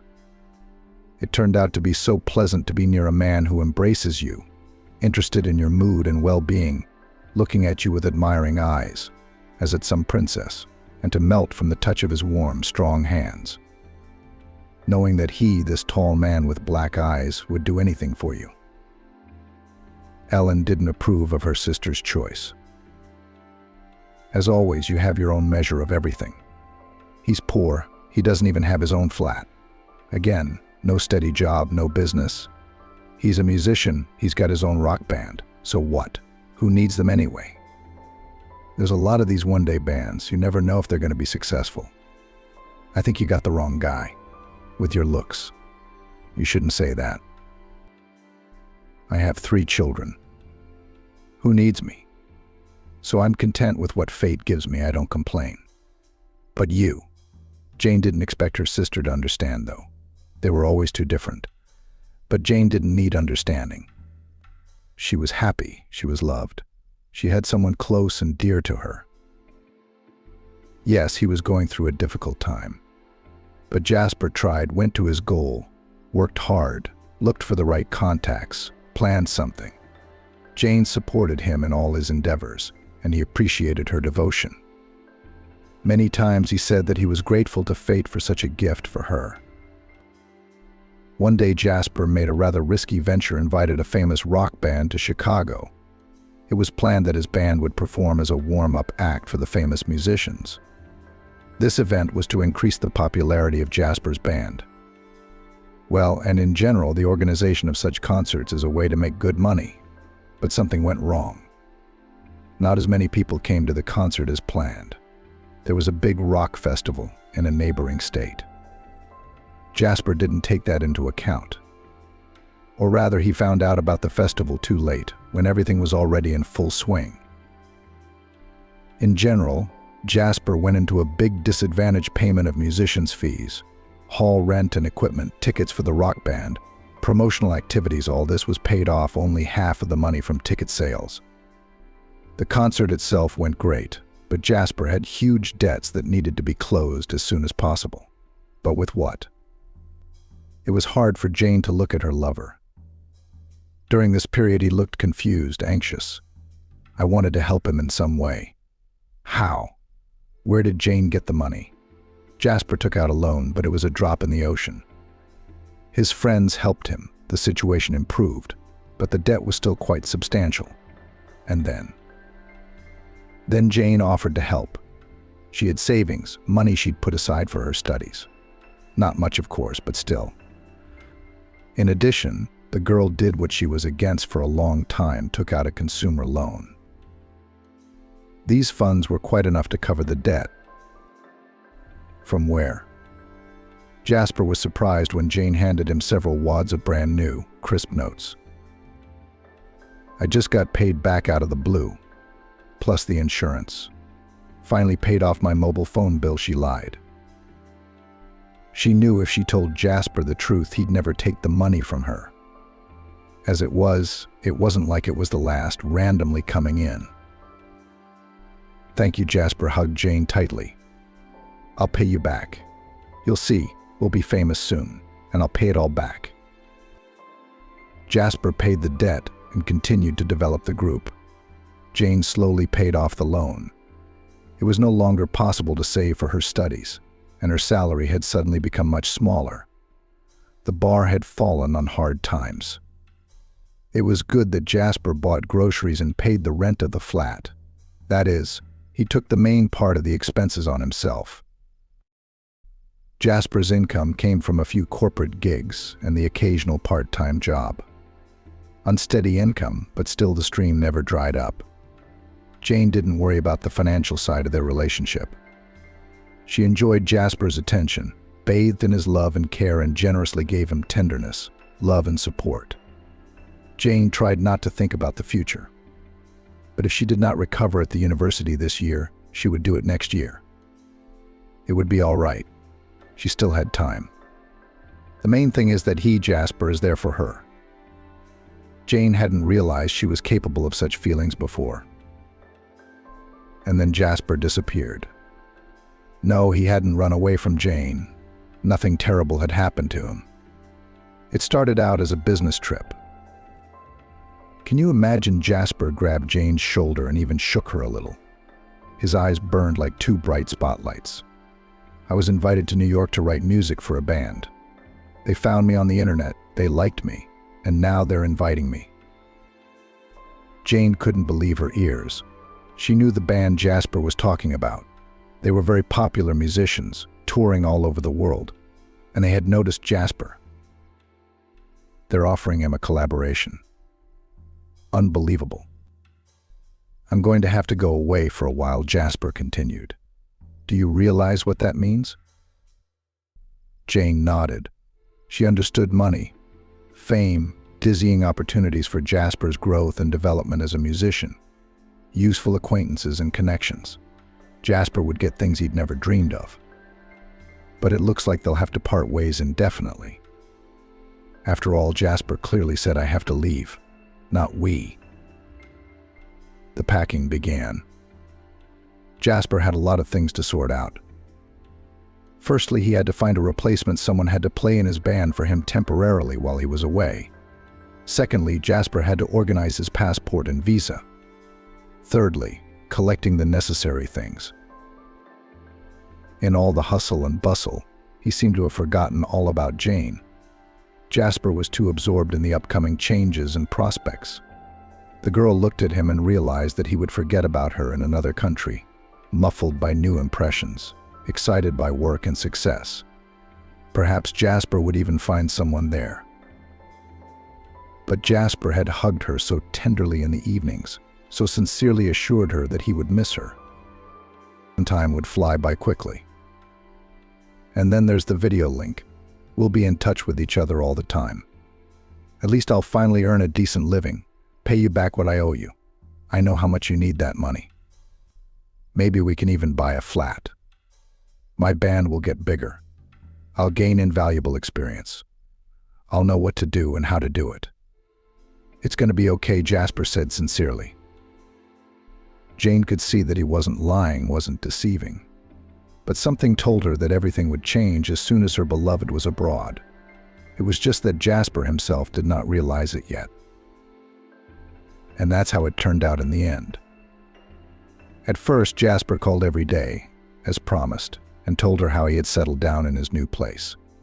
Everything delighted him, and he was overwhelmed by the experience. And then he suddenly dropped off the radar. He just disappeared. He didn't call himself and he didn't answer Jane's calls. The long ring-back tones ended steadily with the message that the caller was probably busy, so he couldn't answer. Jane was alarmed at first. She thought that something had happened to him, something terrible, irreparable. But soon she saw the band playing on the music channel. Jasper was with them.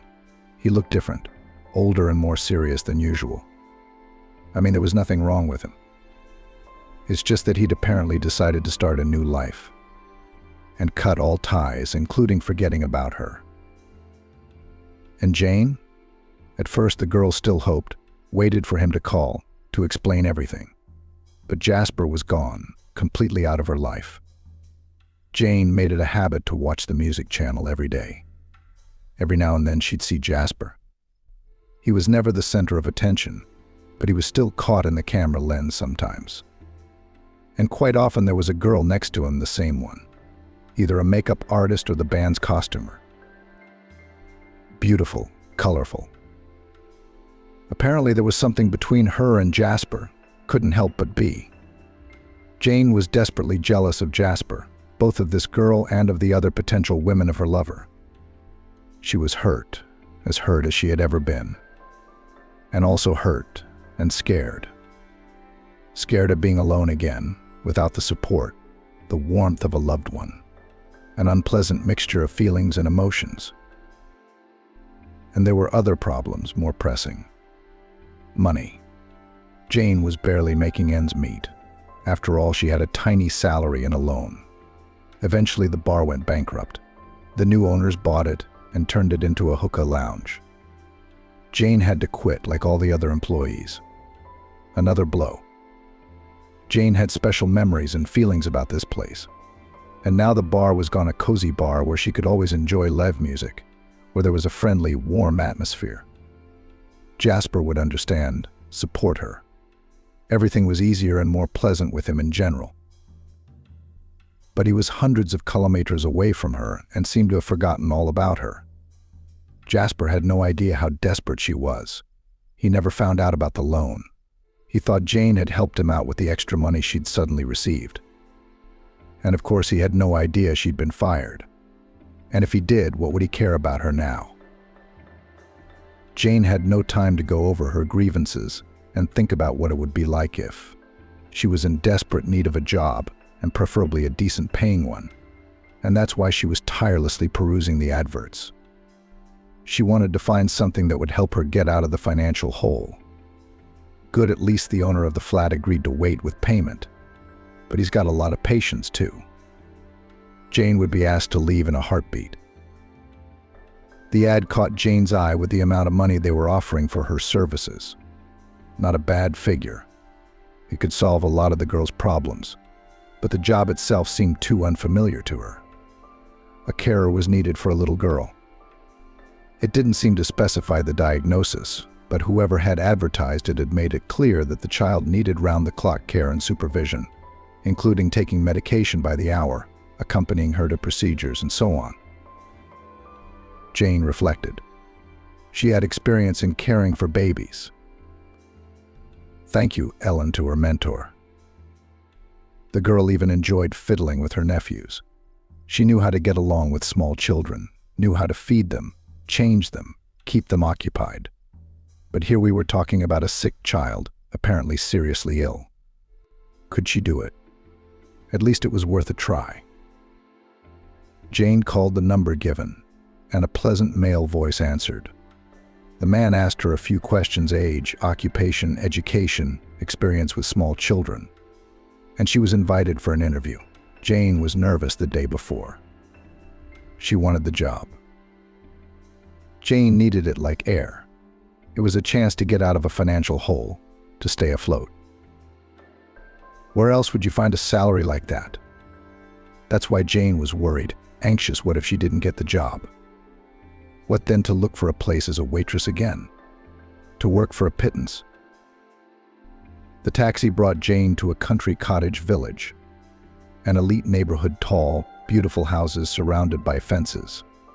At the gate, the girl was met by a woman, an au pair. As Jane found out later, in fact, the person who did everything: cleaning, cooking, laundry. Because her employer, Kevin, was always too busy. Businessmen in general have very little free time. Kevin met the job applicants in the living room.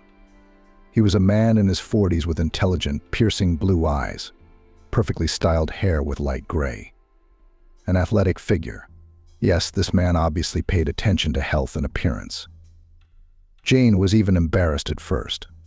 How to start a conversation with someone like that? She suddenly seemed insignificant next to him. "Good morning," Kevin smiled warmly. Jane's embarrassment vanished.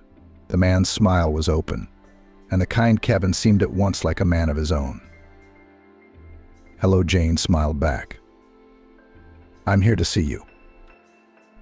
"That's very good. I'll tell you straight away. I need a carer for my daughter, Melissa. She's in really bad shape right now. So it's not for everyone. She's being monitored by the paramedics. They're here every day. I could hire a nurse for Melissa, but how can I tell you this? There's a lot of pain in her life already, a lot of people in white coats. I wish there was someone else there for her. You know, a young girl like you. Cheerful, who knows a lot of songs and fairy tales, who can cheer up a child, inspire him, come up with some interesting activity, in general, to brighten up her leisure time." "Why? What's wrong with your girl?" Jane just couldn't help but ask the question.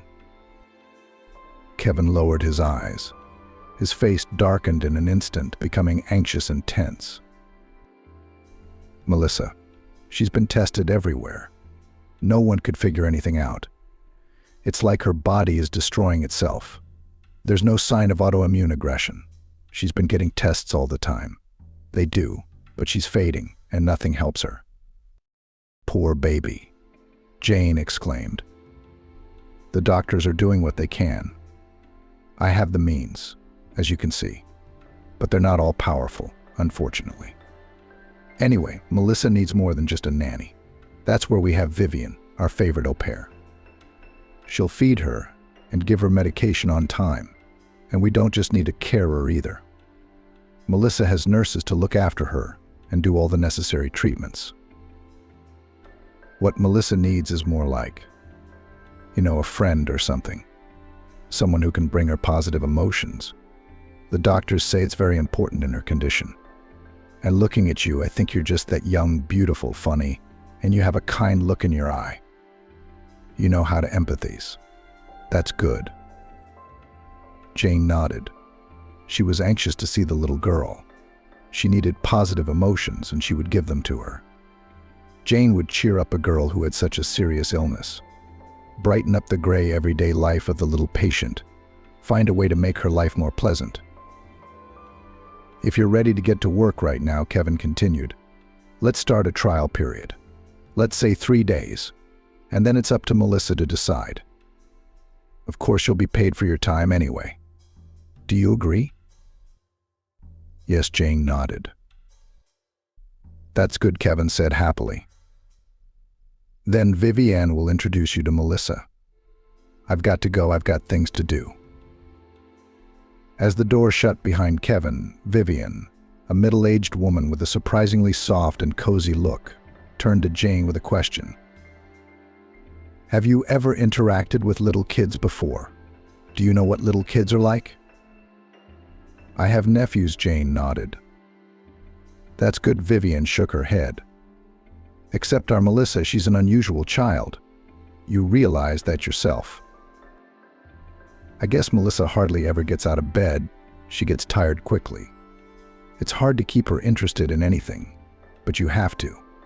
Melissa needs to be distracted from her pain, from her torment, and she needs to be walked at least an hour a day. That's what the doctors said. I get it. Well, let's go and meet her now, Vivienne said.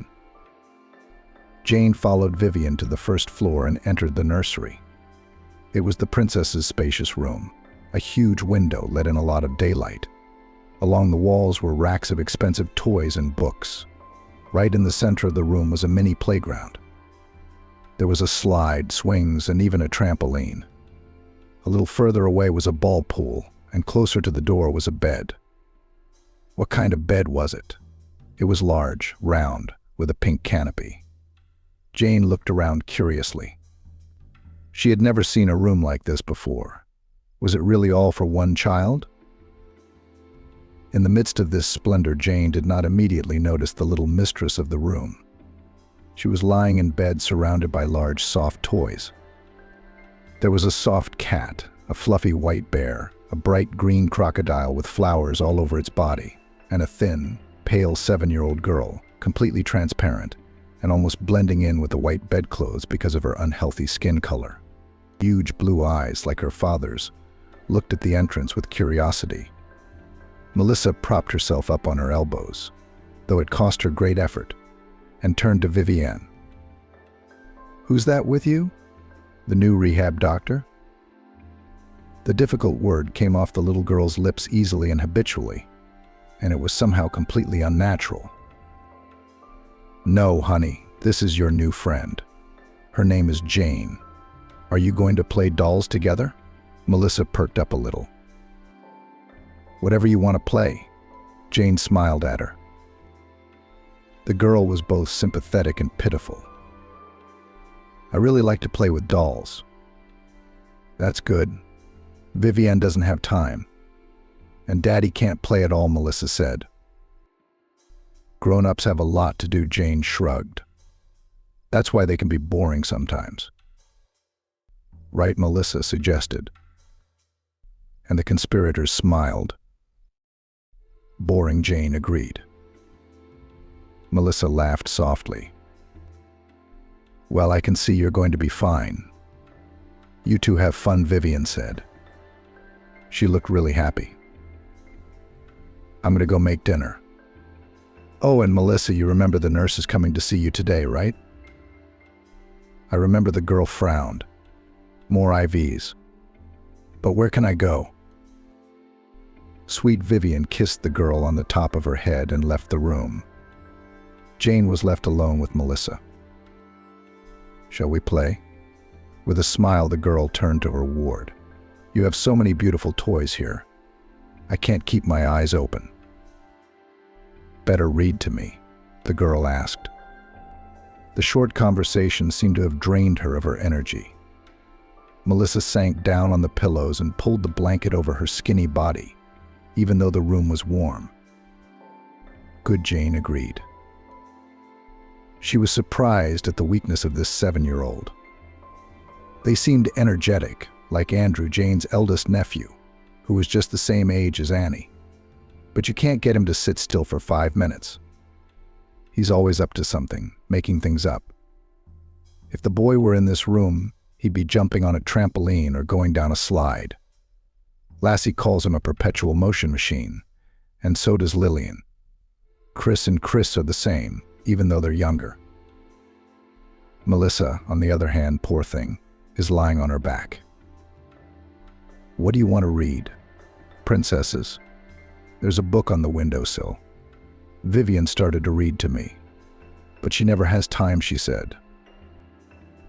It was a heavy, beautiful book with bright pictures, but the story itself seemed silly, boring, predictable, and formulaic.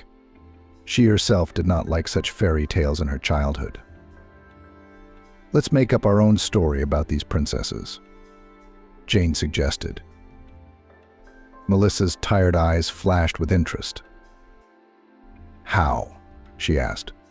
Very simple. I start, you continue. Melissa was fascinated by the activity. She was inspired to invent adventures for the princess. She was riding in a racing car. The heroine was kidnapped by a dragon and then rescued by a prince. The girl's imagination was running wild, which seemed to surprise Melissa herself. Then Vivian entered the room.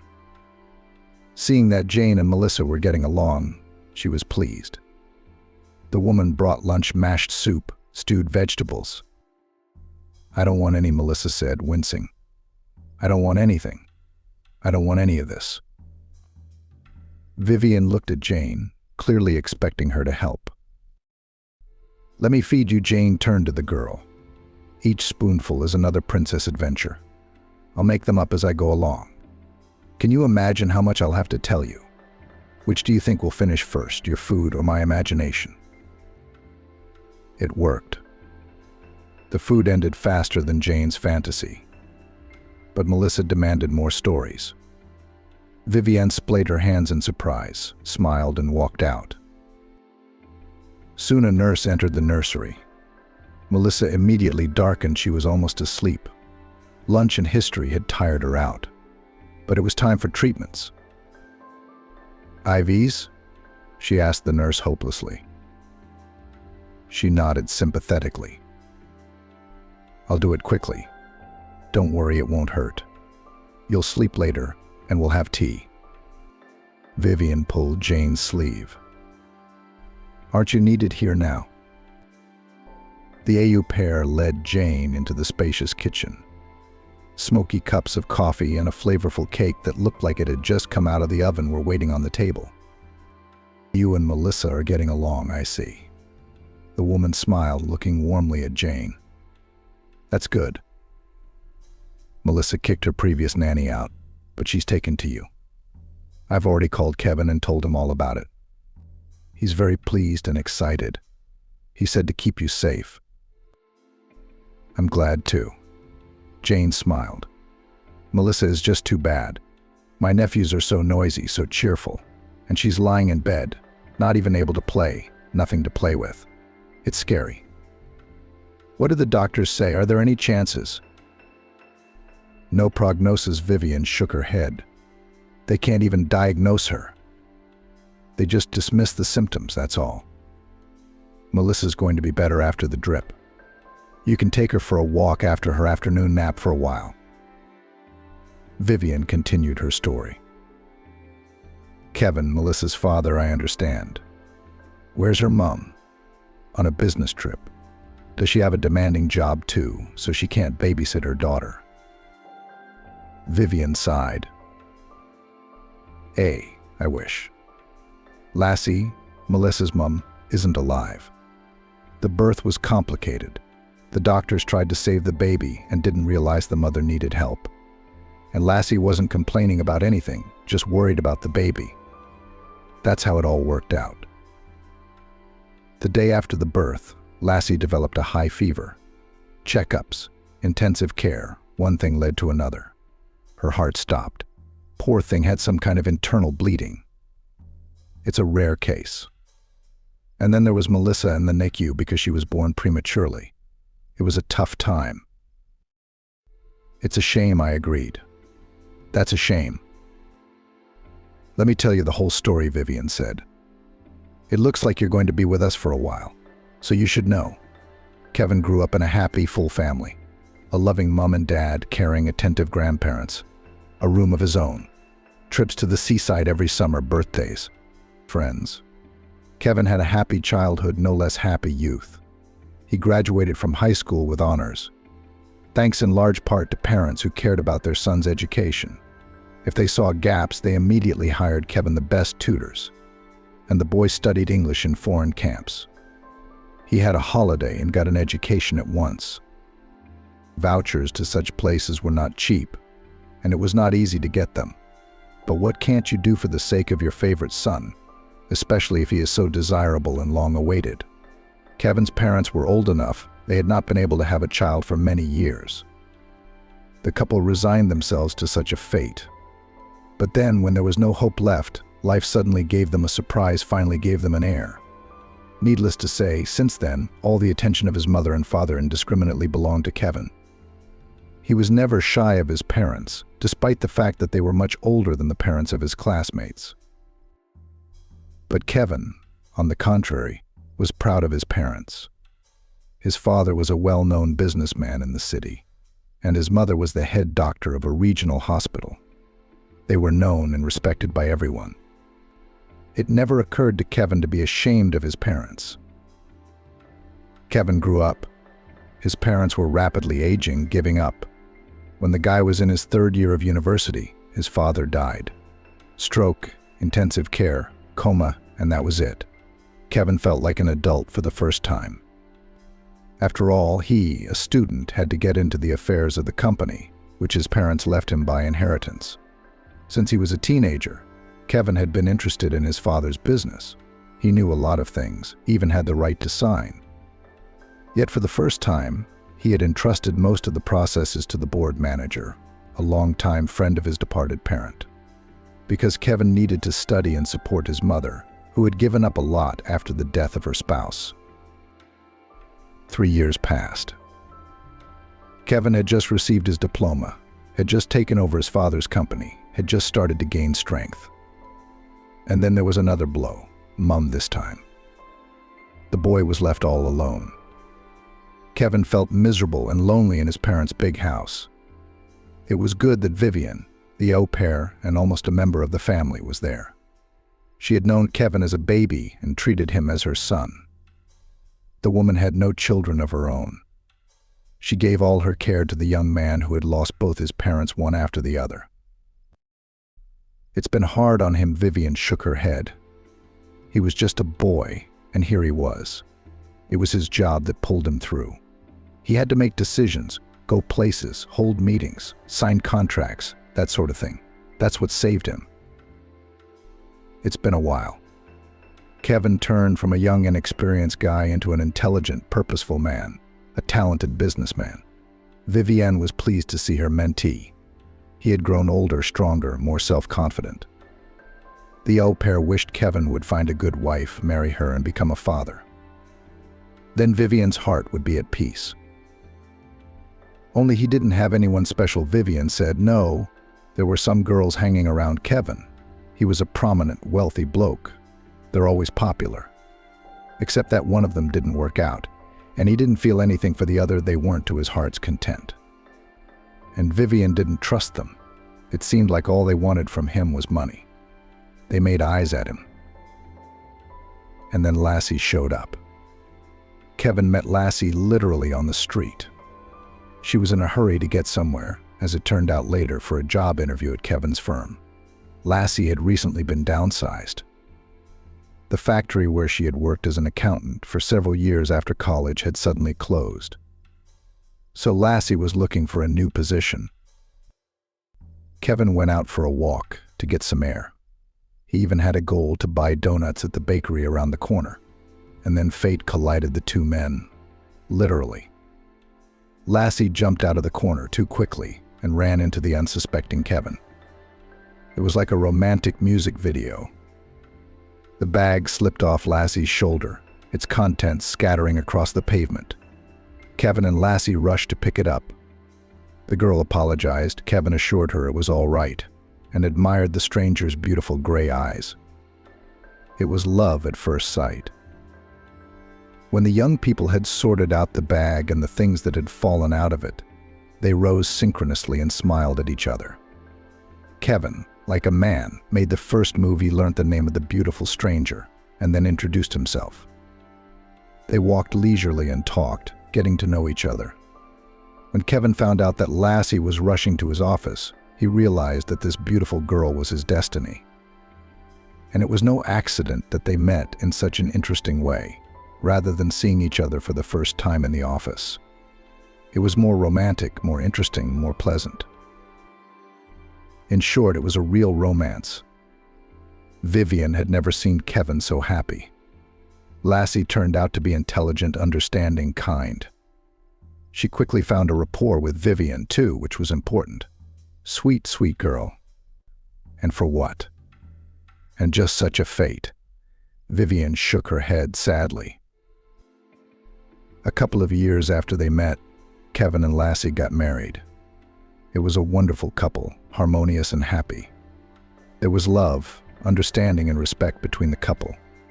Vivian rejoiced when she saw them together, her beloved Kevin and his wonderful, beautiful wife. They decided not to rush into having children. Vivian continued. It was their common decision. It was like they felt something. They traveled, worked, met friends.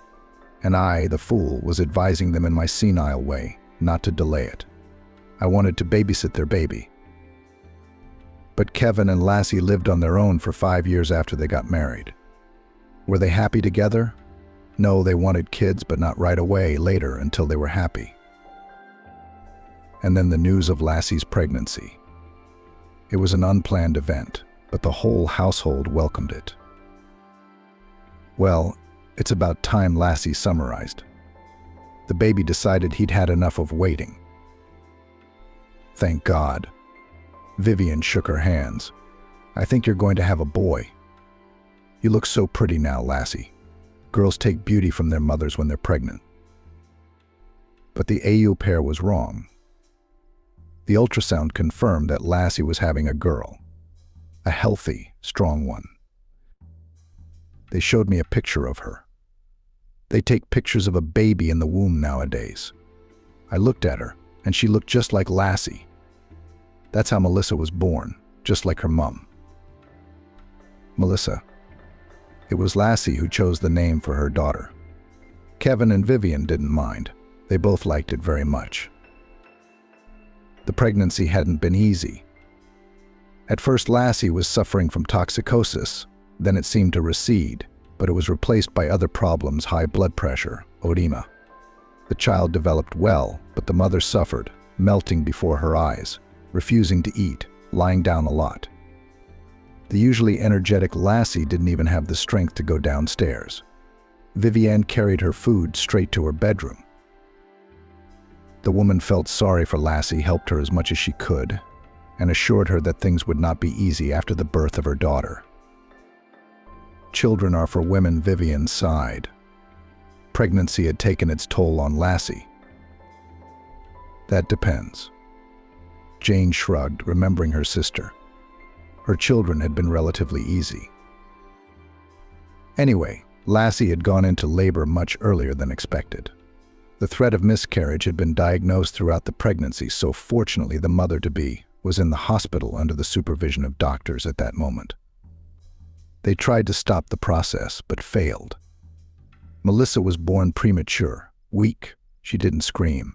She wasn't put on Lassie's chest. She wasn't even shown to her. Things are different when it comes to newborns who need to stay in the womb for at least 3 more months. Melissa was immediately sent to the NICU. There was a fight for her life. And Lassie seemed fine at first. I mean, she was tired, of course, after giving birth. Well, she was worried about her daughter. She was worried sick. It's all understandable. Understandable and natural, Vivian said.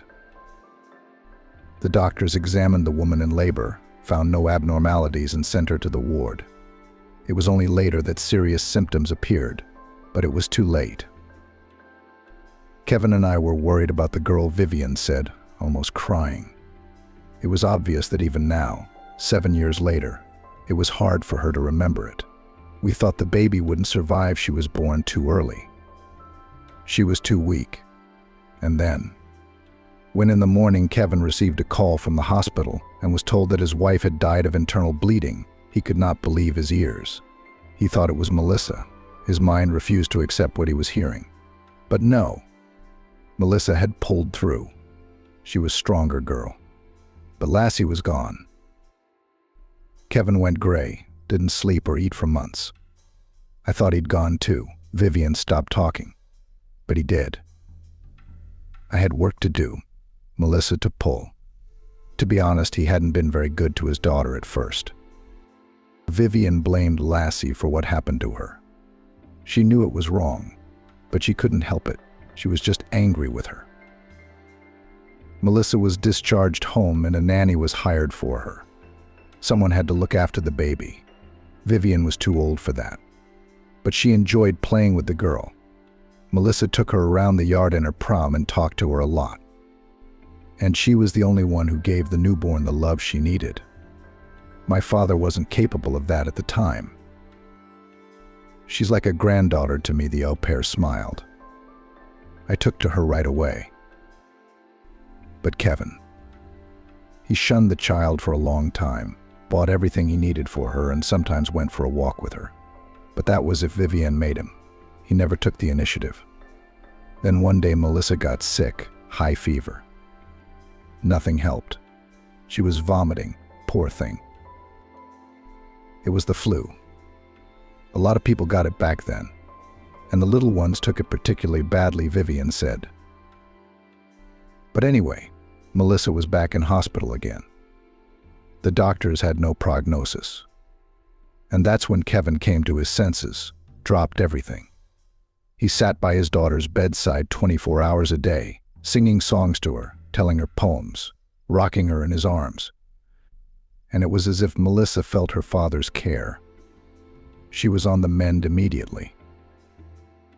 Their little girl was discharged, and Kevin became completely different with her, a real father, loving and caring. Life went on as usual. Kevin worked hard, but always found time to spend with his daughter. Melissa grew up, pleased her father and Vivian with her excellent health and rare intelligence. And everything seemed to be fine. Except that Vivian was worried that Kevin was all alone. It seemed to her that he would not be happy until he met a woman.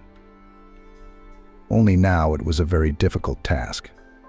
For Kevin's chosen one, she had to love and accept Melissa. Otherwise, any union was out of the question. Well, God has heard my prayers, Vivian smiled. And Kevin had a beautiful Samantha. I can't take my eyes off her. Smart too. She's got a kid herself, a little girl a little younger than Melissa. It's a great family. Samantha got a job with Kevin, and it all started at some corporate event. It's pretty standard stuff. Samantha was good to Melissa. She often took her and her youngest daughter out to an amusement park or to the cinema. Melissa grew to love both Samantha and her little half-sister Annie. She was truly happy. Kevin and Samantha got married and started living together, and then Annie started having these symptoms. First dizziness, then nausea, weakness, no appetite. Examination in the best clinics, trips to doctors abroad, consultations of famous professors, all this did not give any result. Doctors could not make the correct diagnosis. The girl was melting before our eyes. The first year she was still fine. She was still on her feet. Vivian almost cried again. It was obvious that her heart was truly hurting for the little girl. After New Year's Eve, she was quite ill. And now I am so frightened for her. I don't know what kind of illness has attacked our little girl. Samantha and her daughter moved into her flat temporarily. Annie was in daycare, and it was too dangerous for Melissa to get infections from there. So Samantha and Kevin made that decision. And it comes from Samantha a lot. Every day almost, Vivian continued. She's a good girl. She brings Melissa fair gifts. She brings Annie some too when she's not sick. But when she went to the garden, it started. Sick day after sick day. So it turns out, they have a wife with one child separately, the husband with the eldest daughter separately. Such a family. Well, where to go? That's the situation. It's a strange situation, Jane said. She was shocked by Kevin and Melissa's story. It's like a TV show. Well, that's just the way it is. The older woman waved her hands. Melissa, I see she's getting along with you, and that's good, she said. Everything will be nicer now. Days went by. Jane now lived in the room next to Annie's nursery. But the girl often asked Nanny to stay the night in her bedroom. Melissa had a very comfortable sofa there. Jane made herself a bed on it. They talked before bedtime, holding hands. Jane saw Melissa's problems. It was very important. The girl clearly lacked attention, even though there were many adults around her. Kevin was a very caring and anxious father, a pleasant man to be around. They often had conversations about Melissa. The man always listened attentively to Jane, did not interrupt or argue, asked the right questions. Jane also got to know Samantha. Vivian was right. Indeed, she was a very beautiful woman. Chiseled cheekbones, beautifully curved lips, the grace of a panther, a true queen. But when Samantha interacted with Melissa, when she adjusted Melissa's blanket, smiled and stroked her head, Jane couldn't shake the feeling that the woman was a hypocrite. It was evident in seemingly insignificant details as well.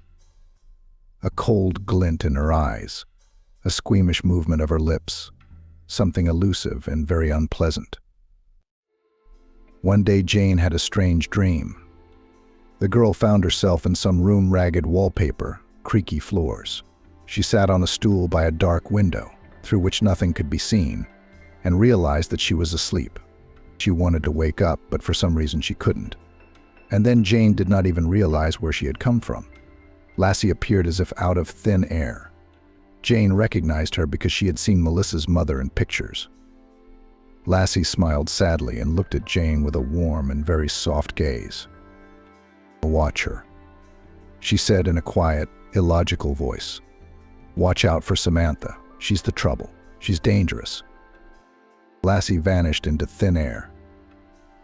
And Jane had so many questions she wanted to ask her. Watch her how? What? Was she dangerous? Jane woke up in a cold sweat. Or rather, as if Jane had flown into her body, fallen into it. It was a strange sensation. Lassie's words were still echoing in her head. No, Jane didn't believe in the supernatural. But the dream, which was little more than a dream, was more like a journey through time and worlds. The strange dream just wouldn't let go. The next day Samantha was gone, and Jane waited for her. She knew for sure this woman was involved in something bad. Samantha is somehow hurting this family and doesn't like Melissa. She doesn't sympathize with the girl, she just pretends to care. And how come the others don't notice this? Even the experienced, long-lived Vivienne. Samantha turned up the next day, as beautiful as ever, brightly colored, languid.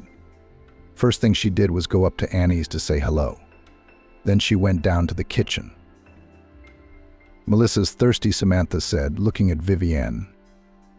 "Let me make her some cocoa." "Come on," said the au pair, fussing. "No, I can manage. I feel like it. I want to do something for her." "You're so thoughtful." Jane was silent. She watched Samantha like Lassie had asked her to in the dream. Somehow it felt like this was the big moment. It was as if Lassie were there, telling her to be vigilant. Vivienne was tinkering with the test. Jane pretended to look out the window, but she was watching Samantha. And there she was, the woman deftly pulled a small vial from her sleeve, dripped a few drops into the milk, and immediately hid the bottle back. Only a couple of seconds, a few deft movements, but Jane saw everything. "The drink for the princess is ready." Samantha smiled. "Jane, hand me her favorite cup, please." Jane obeyed. She watched in silence as Samantha poured cocoa into Melissa's mug with a picture of Melissa's favorite cartoon characters, and realized Melissa shouldn't drink it. She shouldn't. She should act on it. Jane pretended to slip. She bumped into Samantha, who dropped the cup out of her hands, the mug falling and shattering. Cocoa spilled on the floor? I'm sorry, I'm so clumsy, Jane fidgeted, grabbed a rag, started wiping up the puddle, picking up the shards. It's okay, I'll do it again. Samantha's voice was filled with poorly concealed irritation. Jane couldn't do it a second time. It would arouse suspicion. So she had to accept the fact that Melissa would get the cocoa from her stepmother's hands. While Samantha and Vivian were at Melissa's, Jane squeezed the rag she used to wipe the cocoa into an empty tomato paste jar. She was going to take the liquid to be analyzed today. She needed to know exactly what Samantha had put in the cocoa. Maybe it was just vitamins. Then there was no point in panicking. But something told her it wasn't. She had to wait 2 days for the test results. When Jane saw the statement, she was horrified. The drink contained poison, deadly, causing symptoms similar to those of Annie. So the girl's weakness was due to her stepmother systematically poisoning her, just like in a fairy tale. Jane didn't know who to turn to with her news.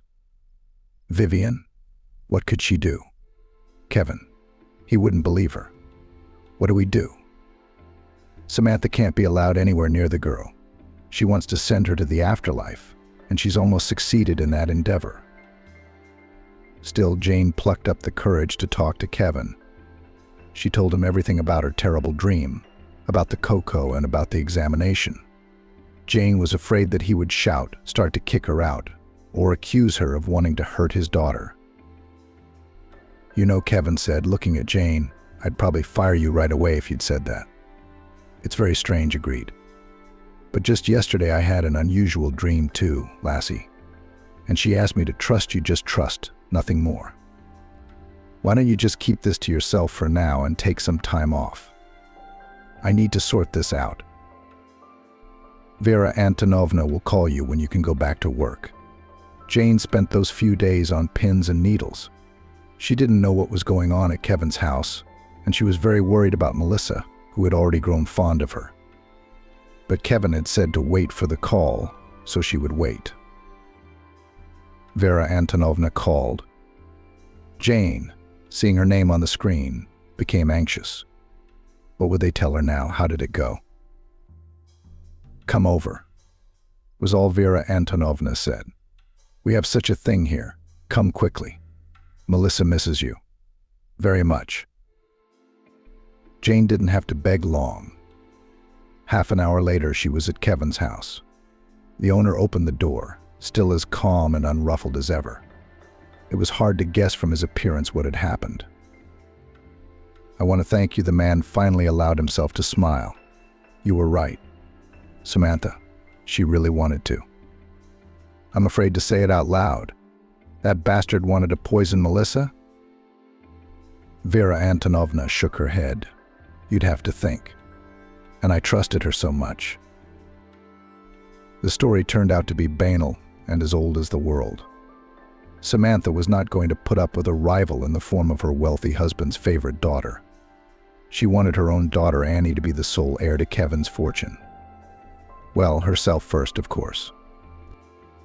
Samantha had once trained as a pharmacist, but she never worked a day in her profession, preferring to live off rich admirers. Nature has generously endowed her with beauty, so that the opportunities for such an existence the woman had. Received in college knowledge was enough to think of a way to send the hated stepdaughter to the other side of the world. A poison that's hard to find in blood and tissue unless you look for it. Samantha put the toxic substance in the food she cooked for Melissa. And the girl was weakening, slowly fading away. We were only a short distance away from the target. It's mind-boggling. It's unbelievable. Vera Antonovna could not calm down yet. Jane understood her. Indeed, Samantha's act was monstrous. How could she do such a thing to a defenseless child? Melissa trusted her, loved her. So Kevin installed surveillance cameras in the kitchen. It turns out Samantha was poisoning Melissa's food every time she ate it. Sometimes she cooked something for the girl herself, and sometimes she'd drip it from a vial into the food, probably prepared by the housekeeper. I used my own hands to take it to Melissa. The poisoned Vivian shook her head. Anyway, Samantha had been caught red-handed. She was under investigation. Annie was taken in by her father, a man who had wanted to have contact with the child for a long time, but he wasn't allowed to because he was too poor for it, too unworthy. Melissa, and everything will be fine, Vivian assured Vivian. It wasn't the child's fault that his mother wanted to do this. And Melissa, how is she? Jane asked. Melissa's fine. Came from somewhere behind her. Jane turned round and met Melissa's eyes. She was still very thin and pale, but she already had the strength to walk around the house. A real miracle. The doctor said she'll recover quickly now. Vivian smiled. Jane and Jasper walked slowly along the shelves of the children's shop. It was the girls' section, so they both felt as if they were in a realm of pink and purple dolls, cosmetics, soft toys. It was mind-boggling. When I was in San Francisco, a guy bought his nephew a voice-controlled robot. That's the stuff. Maybe Melissa would like something like that, Jasper suggested. She's a girl, Jane reminded him. And she definitely wants a doll, a cartoon character. We should try to find one. Maybe next birthday she won't want toys at all. Kids grow up so fast. It's amazing. We'll soon see for ourselves. Jasper put his hand on Jane's rounded belly.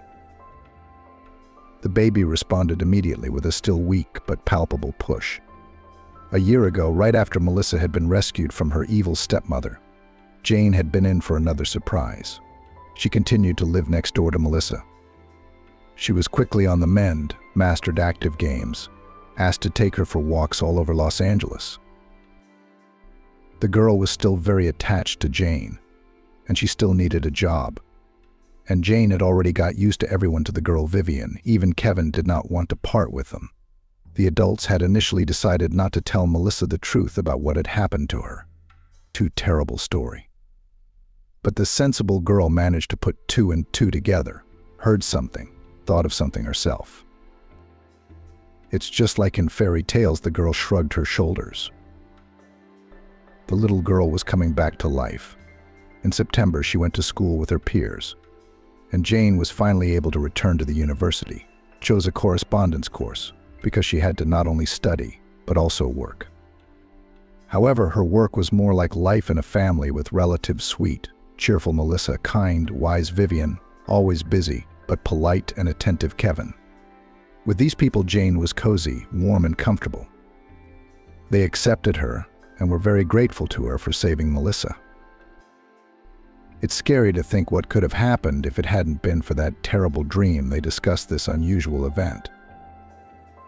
First, Lassie had dreamt about Jane, then Kevin. Vivian was sure of it. Lassie had broken through time and space to save her little girl. Kevin only shook his head and didn't offer an opinion. And Jane? She didn't know what to think. Perhaps Samantha had aroused her suspicions right away. After all, she hadn't liked Melissa's stepmother at first sight. More likely, Jane ran the thoughts through her head. It was possible that they'd been transformed into unusual dreams. Except Kevin had dreamed about Lassie too and asked him to believe Jane. That afternoon, Jane left the house alone. Melissa was studying. Vivian was doing chores around the house. Jane had to drive to the university to drop off some papers at the dean's office. Suddenly, Jasper stepped towards her. Jane couldn't believe her eyes. The sight of him made the hair on her head stand on end. And him? He looked happy and confused, smiling, looking at Jane as if there were no one more important to him in the world. "I found you at last," he said, and he held her close to him. Jane understood nothing, but she did not resist. She snuggled against the man she loved, enjoyed his closeness. and tried not to think of Jasper's betrayal, of his sudden disappearance. The explanation turned out to be ridiculously simple. Jasper simply dropped his phone into the ocean during a boat trip. Naturally, the gadget disappeared irretrievably. Jane wasn't registered on social media, so he simply couldn't contact her. No way. Jasper wrote letters like the old days, letters and telegrams. But Jane had moved in with Kevin and was hardly ever home. So the letters piled up in the letterbox and then somehow disappeared. I remember this moment, Jane said. I came home one day and saw that the letterbox door was broken. Someone had opened the box and taken the letters for some reason. Maybe kids? Maybe a nosy neighbor. In short, you never heard from me, so you thought I'd forgotten about you. Started a new life, betrayed. Jasper continued. I couldn't just drop everything and leave. It was about my career and our future, our well-being. It was unbearable without you, without news of you. But I knew I would have to wait, and then I would be financially secure for many years to come. And then I could fly to you and explain everything. I didn't realize how much trouble you were in. I didn't know you had to take out a loan. I didn't know anything about you quitting your job. It's been so hard on you. That's it. Just an unfortunate coincidence. Jane was glad that her feelings and Jasper's were real, that there was no betrayal or deceit in her life. Just a misunderstanding that had finally been resolved. Jasper now had a contract with a well-known producer in the capital. He had everything he dreamed of: concerts, gigs, tours, opportunities to take his music to people who were ready to accept it. And money. Money, of course. Jasper had even managed to buy a flat for the two of them. It was in the middle of a renovation. Jasper and Jane were married. They were already expecting a child. Jane felt happy and loved. She didn't work for Kevin anymore. And a stronger, more mature Melissa didn't need a 24-hour nanny. But they were all still friends. And right now, Jane and Jasper were picking out a 9th birthday present for Melissa that might not have been.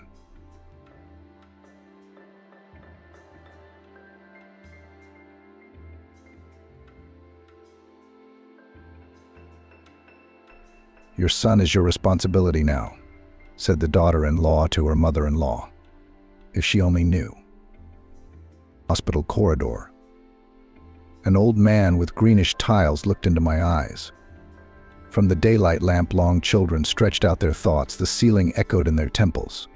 Amanda fidgeted nervously with the bracelet on her arm. She walked back and forth along the corridor, adding the clatter of her heels to the sunset of the lamps. She sat down, trying to calm down, then jumped up again. The doors of the operating theater rustled and creaked lightly. A doctor stepped out of them. Amanda jumped up again, looking hopefully at the medic. Doctor, please don't be silent. She folded her arms across her chest in a pleading gesture. The chances are 50-50, the doctor finally said, tightening the mask on her chin. That she'll get out of the pram. Amanda sobbed sorrowfully again. You have to believe in the best. The doctor tried to cheer up the girl. He was still young, he would recover. And I wanted to believe in the best. Of course, Amanda was worried about her husband's health, but she was more concerned about the loss of the family's main income and the question of who would provide for them now. Edgar rode out of the corridor to meet his wife returning from work. Amanda was not in a good mood. Lately, it had become a constant state for her. She had to get up early, work, do household chores, and still care for her disabled husband. How was your day? Edgar asked, taking the bag from the girl. Disgusting, Amanda said sharply, taking off her coat. Edgar left for the kitchen. He was quite brisk with the pram and could even boast some mobility, if it could be called that. The man moved the bag of groceries to the floor near the refrigerator and began to open the door. He could only put his purchases on the first shelf or the bottom of the door. Amanda snatched the bottle of milk she'd opened on the way out, slammed it down, and closed it loosely. it wouldn't leak to the neighbors. "Why are you shouting?" Edgar looked at her. "Would someone wipe it up?" "You." Amanda felt irritated and developed from her husband's helpfulness. He realized his limited functionality, so he tried not to inconvenience his wife. At first Edgar was even ashamed, but later he accepted his condition and stopped suffering from remorse. "Can you heat it up for yourself?" "I'm tired." Amanda pulled her hair back with her hands and went into her room. The couch creaked faintly. Bleck the cat rubbed against her leg, begging for a treat. Amanda sat relaxed, exhausted, lethargic, and powerless. This wasn't the life she'd imagined when she'd married the handsome extreme sportsman Edgar. Now he's deprived of his passion and his income. And she has to work for two, running all over town showing cheap flats to poor families. This was not how Amanda planned to spend her youth. Her husband had been in a wheelchair for 6 months. At first they lived on old savings, but those soon ran out. Amanda put off looking for a job until the last minute. She was scared, and her inner state was against it. By the age of 25, the girl had no experience. She worked part-time shooting for online clothing shops, blogging for a young stylist, although she had a good education in the hospitality industry.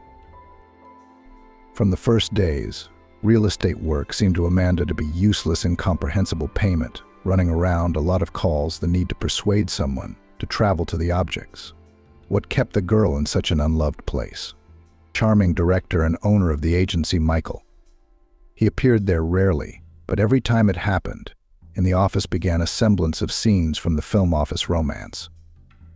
All the few female staff began to intensively put themselves in order to correct makeup, hairstyles, check manicures, and it was done by both very young girl students, working part-time in their spare time, and an elderly accountant, Cassandra. Amanda, too, fell under Michael's spell, and the more time passed, the wider the gap between her and Edgar grew. She stopped believing in the doctor's prognosis, and it was a thankless task to take a chance. But here he was, next to her, a living, handsome man, Michael. Though not hers yet, but it was only a matter of time. Such thoughts daily swarmed the girl's head. There was a constant struggle between duty, feelings, selfishness, and conscience. And that evening, selfishness and inner whims won. At some point, Amanda realized that she didn't care at all about the opinion of others, that she didn't want to support her invalid husband until his retirement and cross out her whole life with it. She too deserves happiness, deserves the joy of being a girl, not to pull a heavy burden on herself. The decision came instantly. It was strange that such a momentous turn was made on an ordinary sofa in an ordinary city flat on an ordinary March evening. "Are you going somewhere?" Edgar asked, watching his wife pack a pile of things into her bag. "Yes," Amanda nodded briefly. "We're going to your mum's." Edgar raised an eyebrow in surprise and grinned with the corner of his mouth. "What kind of nonsense is that? A daughter-in-law wants to go to her mother-in-law's house by herself. The daughter-in-law is tired of working for two." Amanda threw Edgar's trainers into the bag with a swift throw. The man fell silent, and Amanda just burst into tears. "I can't do this anymore, okay? I can't. I'm beautiful, I'm young, I want romance. I want a decent man by my side, I want care and affection, not to look after an invalid." "Amanda." "I'll get out of the wheelchair," Edgar interrupted her. "The doctors said there was a chance. Maybe you won't. I'm sick of this." Amanda threw in her bag a couple more t-shirts and zipped it up with a precise motion. "Are you staying at your mum's? We need to live apart for at least a few months. 6 months. "I don't know." They were both silent. Amanda was dumbfounded. Edgar realized that he was being thrown away like an unnecessary thing. Really, what good is such a helpless and useless husband? "And aren't you afraid to hang close to the ground when you're lying on that mattress?" Mate Terrence shoved Edgar in the shoulder, barely landing. Fear the Wolf the man grinned, laying the foam on the grass so that he could gather it up without getting tangled in the slings. Edgar and Terence had been taking tourists on extreme tours to the mountains, the Alaska range, for 5 years. The guys had tried everything that could tickle the nerves and make the flesh shake. Rafting, jumping rope, quad biking, long-distance hiking, mountaineering. But Edgar's greatest passion was paragliding. He spent almost the whole summer in the mountains. He flew, tried, learned, got bumps, wiped his knees on landing. Once he dislocated his elbow, caught his paraglider on a tree, and fell from a height of a couple of meters to the ground. The air of freedom and the glamour of the mountains beckoned the stubborn lad, who flew where others were afraid to go, and stayed under the clouds for so long that his fingers went numb from the cold. Edgar started riding tourists when he was already convinced of his own skill. So the guys worked. Terence was the driver and organizer. Edgar was the coordinator and implementer of extreme entertainment. For 6 months they earned so much that the remaining 6 months could not work at all. But they didn't. They simply changed the style of traveling, and instead of paragliding, they went snowboarding and skiing with tourists. "Oh dear, finish that stuff you're doing. If you fall from that height, you won't pick up any bones." His mother Cassandra shook her head. But the boy liked to live like that. It was 100 times better than sitting in a stuffy office poking at buttons. Dangerous? So what? It's dangerous to sneeze in a public place these days. So what are we supposed to do? Not go out? Of course not. You've got a great education. Go to the bank, make a career. Mother wouldn't stop. Will the children go to the mountains too? No wife, no kids either. Mom, why are you bothering again? Edgar sighed tiredly. The parent was in her repertoire. Talking about the dangers of paragliding and the frivolity of the tourist business was a regular occurrence, even if it brought in decent money. Edgar met Amanda on a social network. He was bored on a winter evening. The guy scrolled through the news feed and came across the page of a pretty girl. Something about this brunette caught the young man's eye. Word by word, they went on a couple of dates. The girl was impressed by Edgar's boldness and passion. He took her on several trips, even offered to take her paragliding. But Amanda refused the altitude. Everything spun quickly, and in less than 6 months he proposed to her. Edgar was not embarrassed that the chosen one is spoiled, somewhat capricious, ambitious. But she always waited at home, cooked delicious salads and dishes, did not criticize his hobbies.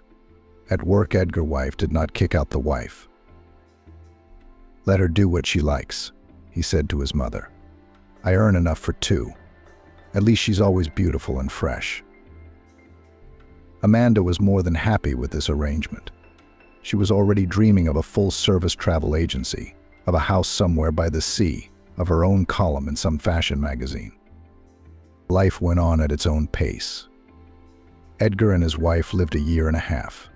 Her mother gave the young couple her 2-room flat, and she bought a small house in the countryside outside the city on her savings and moved in, but on the condition that soon there would be grandchildren. Edgar guffawed. Amanda rolled her eyes. Children were not in her plans for the next 100 years. But it wasn't necessary to upset Cassandra to know that. Instead of children, Amanda suggested that her husband get a Spitz. Edgar didn't mind and promised that after the next tour they would go together to a breeder and choose a puppy. A happy Amanda stayed home in anticipation, and Edgar and Terence took the tourists to the mountains.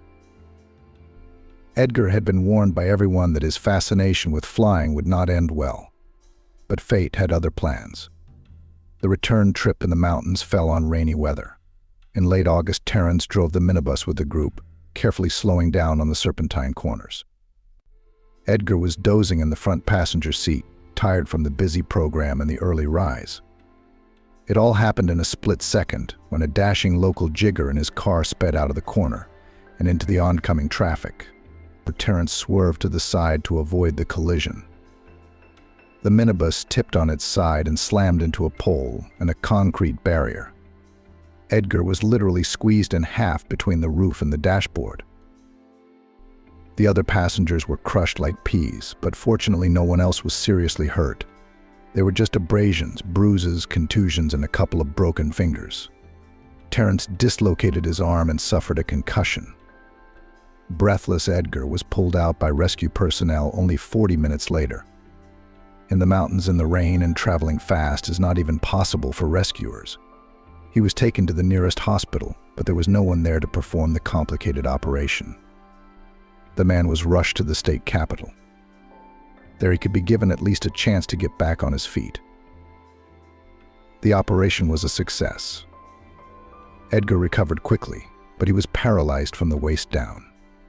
Without words, it was clear that extreme sports were over for good, extreme sports and his favorite job. The minibus was beyond recovery. The firm was ruined. It was left without transport and its chief instructor. Amanda howled wolf as she realized her beautiful, comfortable life was over. Her attitude towards her husband changed almost immediately. Whereas before she had seen him as a hero, a pillar, a leader, a risk-taker, now he was just a source of trouble. Edgar experienced the crisis of loss of mobility for a long time.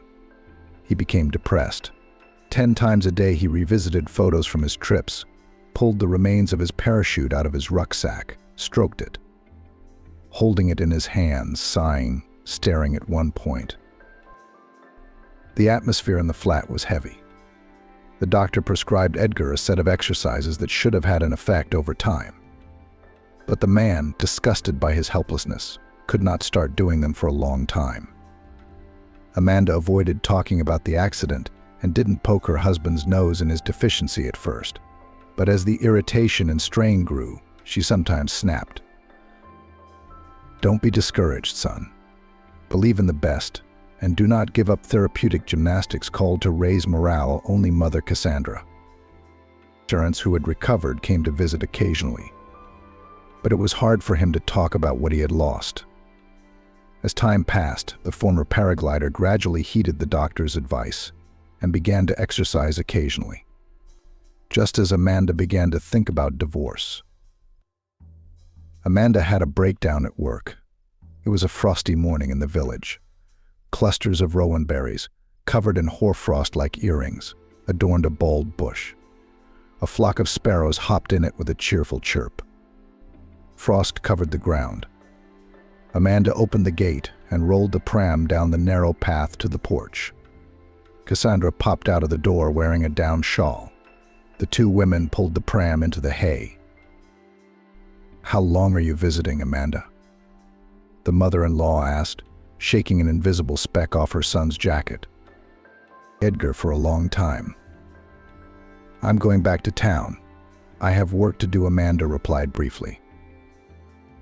Before Cassandra could even open her mouth, her daughter-in-law hurriedly said goodbye, slammed the door shut, and took a taxi back to catch the train.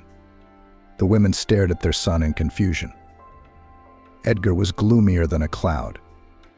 He had lost his favorite thing, his ability to walk, and now his personal life hung in the balance. A couple of days later, Amanda arrived again. The man was hopeful when he heard the clatter of the wicket outside the windows, but Edgar's joy was too soon. "I've always wanted a dog," Amanda put the carrier with Bill's cat on the floor without even saying hello. The frightened cat huddled in the far corner and mewed hoarsely in fear. Amanda left without even bothering to say goodbye. Edgar felt a little better. The clever animal quickly got used to his new surroundings. The cat often slept on his master's lap while Edgar sat by the window in his pram or outside, breathing fresh air. Sometimes Bleck would jump up and down to catch sparrows in the snow, or hunt for an invisible speck in the dry grass. Edgar loved to watch the pet. It calmed him and drove away his boredom and longing for adventure. 2 months passed. It was the end of March. During that time, Amanda never returned. At first, the man called and wrote to her himself. But as time went on, his wife stopped picking up the phone and answered one-wordedly on social media. Edgar realized that he had been cynically and utterly dispassionately disposed of. Cassandra's mother shook her head and often berated Amanda.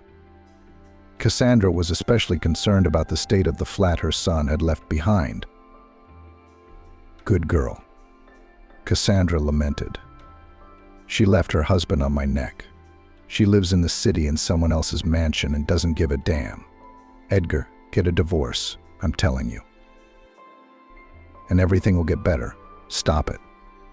The man waved his mother away, but he believed in his own words less and less. Apathy and longing were eating Edgar. He was tormented by his own idleness, because he could not do most of the housework. Walks were rare. Pulling the pram down a couple of porch steps to the ground was hard. Once again, as Cassandra tried to do so, an elderly neighbor, Norman, peered over the fence at her. "Hey Cassandra, what are you going to do? Say you've got him in your arms," shouted the old man in righteous indignation simply. "Hello, Norman," said the woman. "Well, what else could it be? You'd better help than scratch your tongue. The gate is open." The neighbor ran nimbly, not at all senilely, to the pram and helped it down the steps and onto the path to the gate. At the same time, he asked both Edgar and his mother about what had happened. "It's a misfortune." "A misfortune," the man scratched the back of his head, pushing his knitted cap to the side. "And it's not clear whether he'll get up or not." "I'll get up," Edgar mumbled, feeling terribly embarrassed that the two older men had to deal with him. "I've got it." Norman threw up a finger. "I'll come back tomorrow and tell you how to adapt it for the pram. Then you, grandson," he said to Edgar, "can you get in and out? Better get back on your feet, though. Okay?" Edgar smiled a little and sighed. "Norman's not like my grandfather, God rest his soul. A lazy bum," Cassandra exclaimed. "All he knew how to do was stuff holes in socks." The company laughed involuntarily. The neighbor soon left, having inspected the porch beforehand, and Cassandra rolled the pram along the pavement to the shop. Amanda opened her laptop after work, sitting down on the soft couch. She didn't look away from a message from her husband with another question. Camila was interested in something else. Today, Michael, the director of the agency, had finally paid attention to her and invited her to coffee together at lunchtime. It was not for nothing that Camila wore short skirts and spent several hours every morning in front of the mirror. The determination with which Camila moved towards the goal of winning the director was worthy of applause. The girl went with the chief to a coffee shop and made it clear that she would not mind to continue communication in a more informal setting. Michael caught the hint, and at the end of lunch invited the pretty employee to dinner at a restaurant at the end of the week. Camila cheered. "His suit is definitely not from a local tailor," Camila mumbled under her breath as she looked at her boss's photos on social networking sites. "And a decent watch and cufflinks." Her eyes burned with admiration, but more for herself. A month had passed since Camila had put her husband in her mother-in-law's care, and during this time she realized that her life was, in general, not so bad. The work suddenly stopped stressing her. Cooking and cleaning turned into rare worries. There was enough money for herself, and still had time to shoot for clothing catalogs. Sometimes on the mental horizon slipped thoughts of divorce, but so far Camila canceled them. It was necessary to prepare the ground for a run-up, so as not to sit soft place in a puddle. As a calculatingly cunning woman, Camila understood this, and therefore did not hurry. Though Edgar could have served Edgar at any moment. But she would think of something. Yes, and not much believed Camila that kind attached to her Edgar first will go to such a step. The photos of the boss told Camila what she wanted to know. Michael in his 35 years was the owner of a nice house in the suburbs, 2 cars, and clearly had a passion for business things, foreign tailoring. The girl leaned back contentedly on the back of the sofa, scrolling in her head options for outfits for a future date. Her sick husband and the fact that she was legally married did not slow Camila down a bit. She didn't give a damn. X-Day came. Michael picked her up in his car. Since her work in the agency, Camila tried not to spread much about her personal life. She'd taken off her ring right after she'd sent Edgar to the country, and therefore in the car already flirted with her boss, who was 10 years older than her. The girl achieved her goal.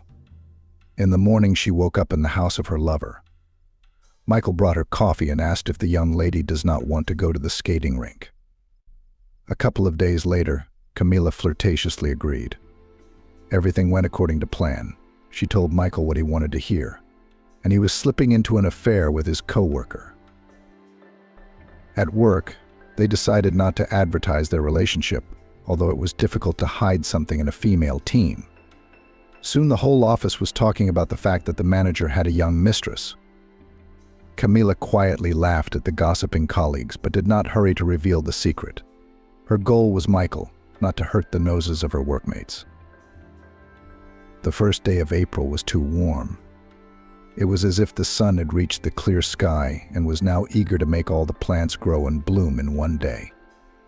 There were even some sleepy flies in the air, dazed by the sudden joy of plus 19 degrees. Norman scratched his stubbled chin and held his visor up, looking at the sun. "It's blooming, isn't it?" He nodded to Edgar. The man sat in his buggy on the porch path, keeping his neighbor company while he reworked the sides into a strong and smooth slope. On Edgar's lap, Black the cat stomped around. He was writhing in pain, digging his paws into his master's lap.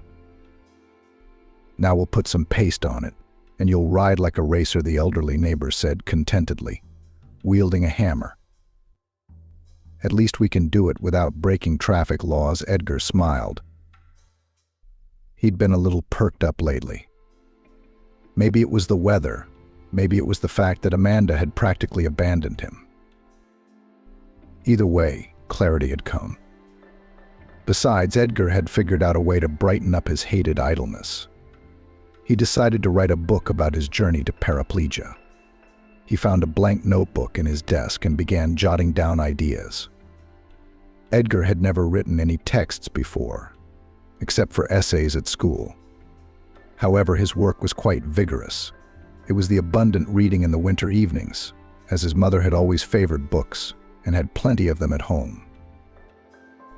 On those same winter evenings, he and his parents, sometimes with neighbors or alone in the kitchen, would read across from each other while drinking herbal tea. At such times, Edgar would forget that he was deprived of the ability to walk and become a little happier. Black stretched his striped back, jumped to the ground, and disappeared behind the fence on some feline business of his own. "It's done." Norman surveyed the job well done, and then turned to Edgar. "Come on, son, try it yourself." Edgar, helping himself with his hands, began to carefully roll the pram up the makeshift ramp. A few minutes later, he and his vehicle were already at the door to the house. "Well, that's good," praised his neighbor. "Grandpa, are you here?" Came from behind the fence. "Let's go to lunch. I boiled some brine soup." Edgar turned his head at that voice, which sounded like the crunch of thin ice on a puddle. A girl in a striped jumper was waving from behind the gate. Her blonde curls were poking out from under her beret, and her bright blue eyes were visible, even at a distance of several meters. "My granddaughter," Elizabeth. Norman nodded discreetly to Edgar. "She's in town for the weekend studying. I don't know who she's studying for," said the old man. "Come on, Grandpa, let's go. It's getting cold." The guest stomped her foot demandingly outside the gate.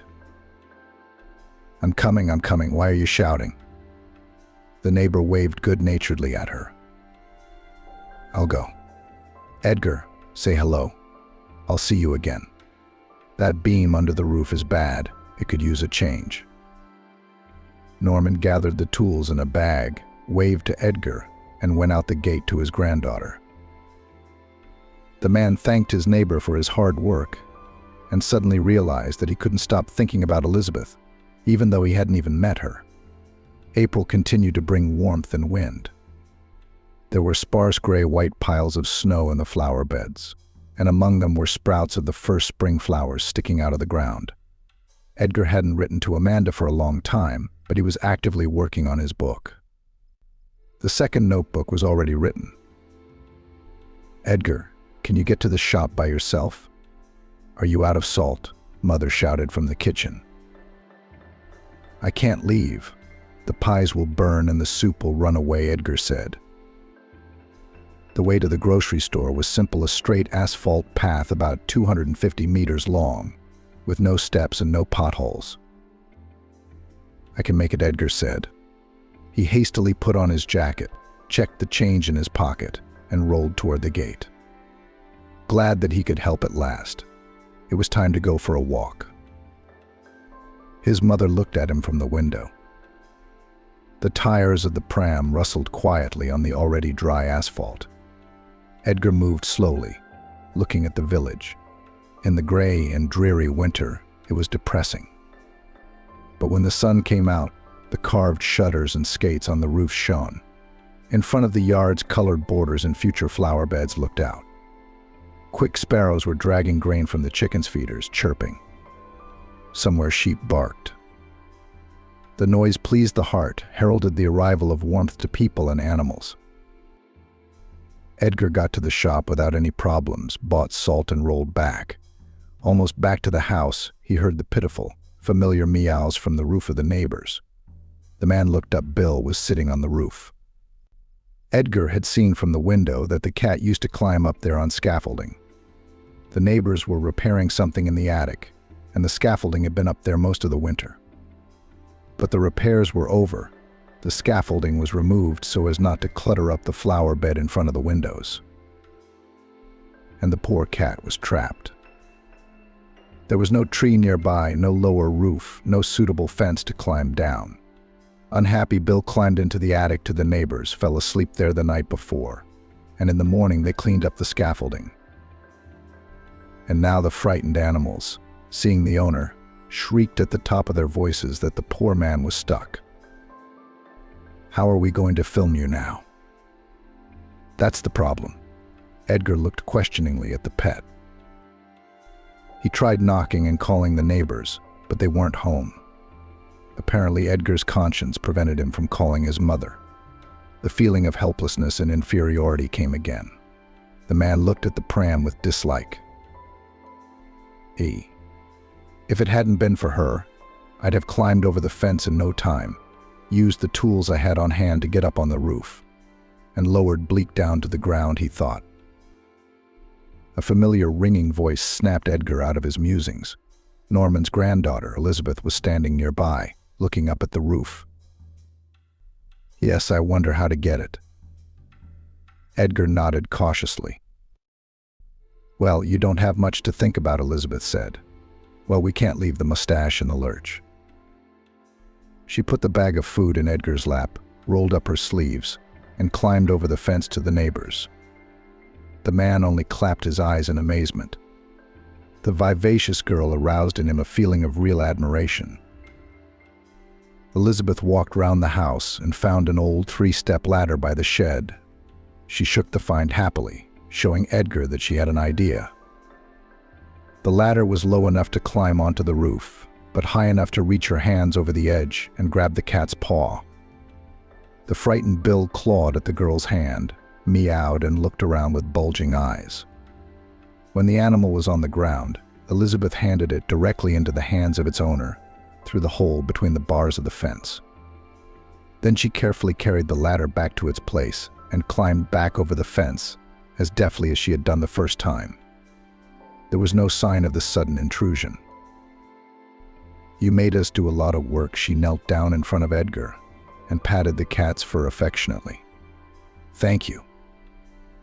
I don't know how I would have got it myself." Edgar handed the girl a bag of groceries.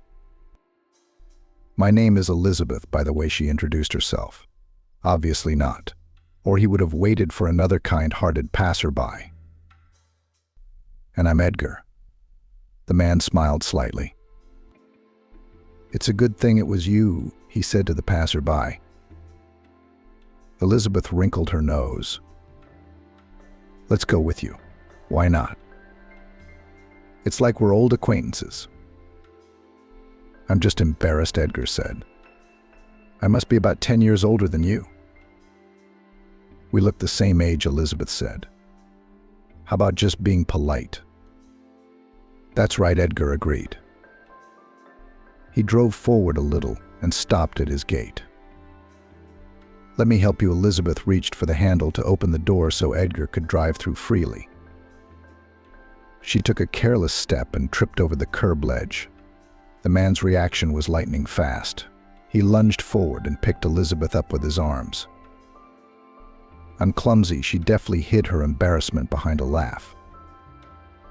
"It happens to everyone. It's all right," Edgar played along. "Elizabeth, come and have tea with Grandpa Norman." "Of course we will." Grandpa said something about the roof. Elizabeth remembered and nodded. She waved goodbye and went on her way. Edgar, for some reason, was as excited as a child. He rolled the pram onto the porch, opened the door to the house, where a hungry Bill immediately ran out.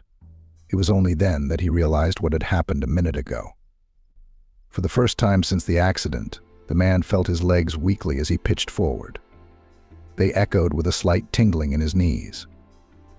Amanda stretched out in bed, rays of sunlight falling through the window. The hands on the clock showed around 10. Michael wasn't around. He always left early.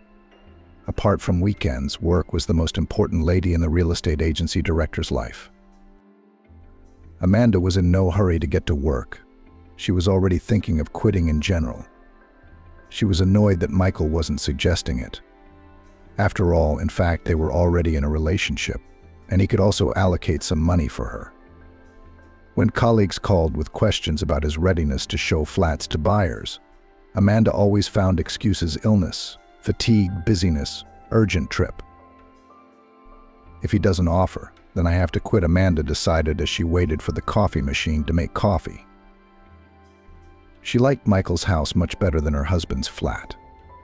It was quiet, spacious, and every little thing was taken care of by a robot Hoover. Dishes are washed by a machine, and everything else is automated to the max. It's also perfectly clean. Once a week, Michael had his house cleaned by a cleaning company.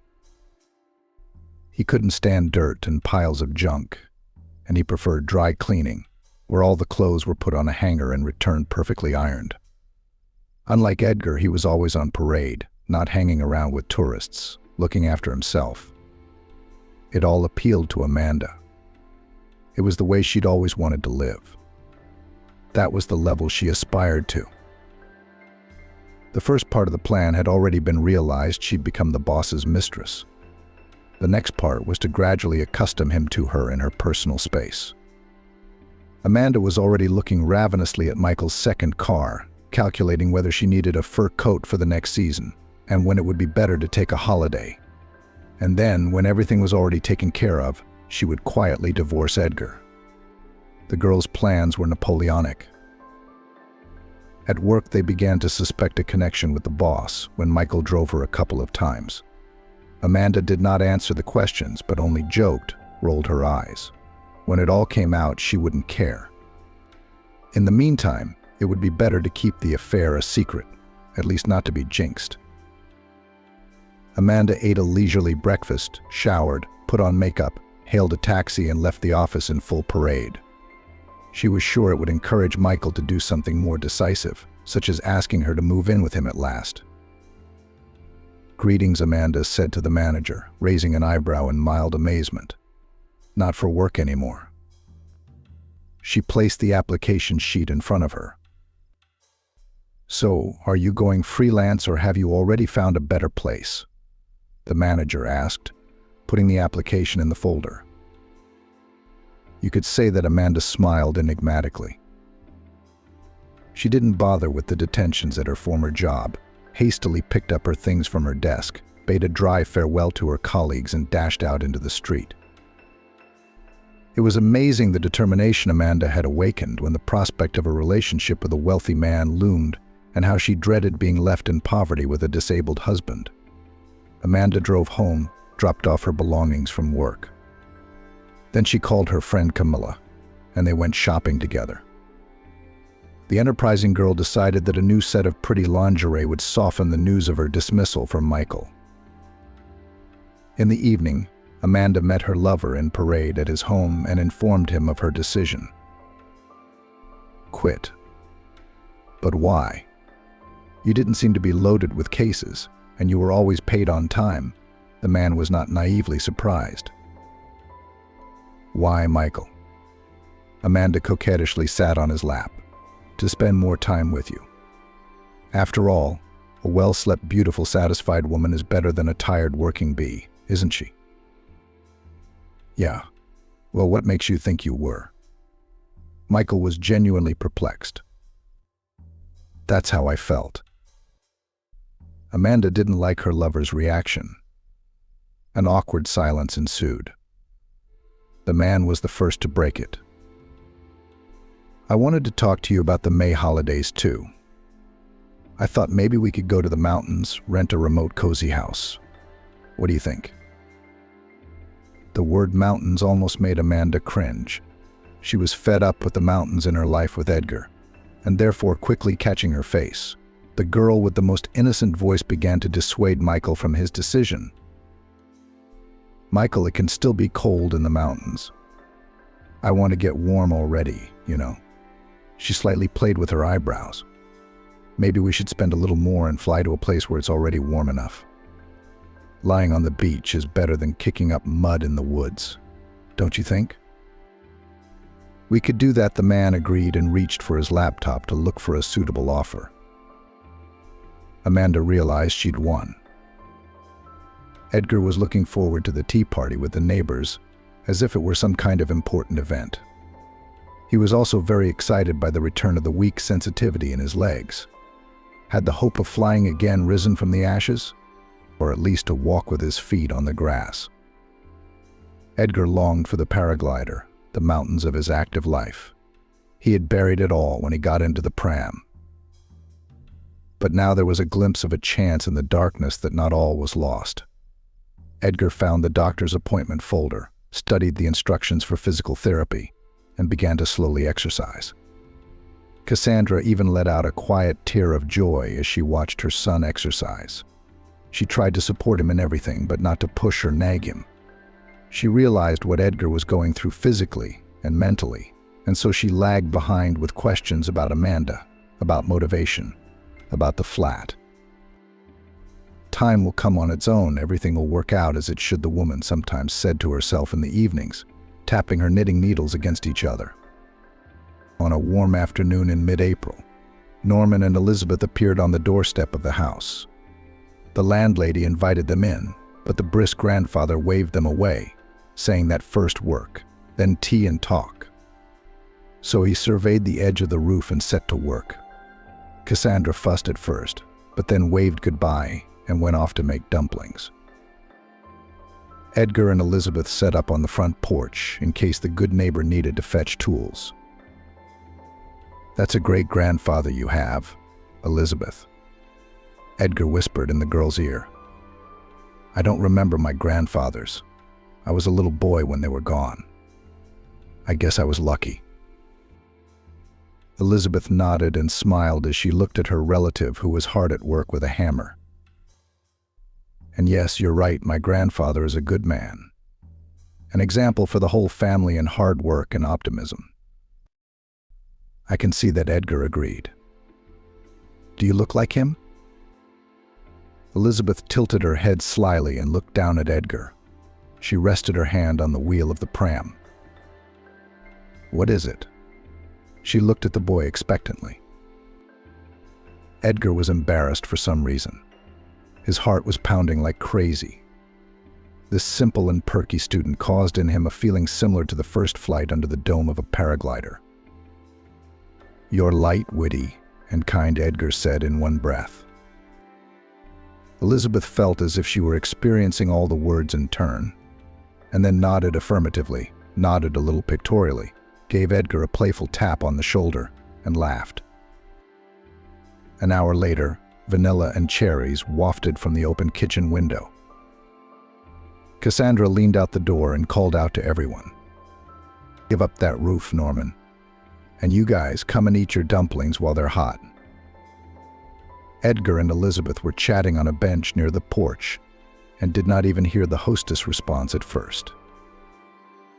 You, Cassandra, should have your stomach full of people when you're in the middle of work, the elderly neighbor said, fiddling with his tools. Grandfather, let's not go. It will get cold, Elizabeth said softly.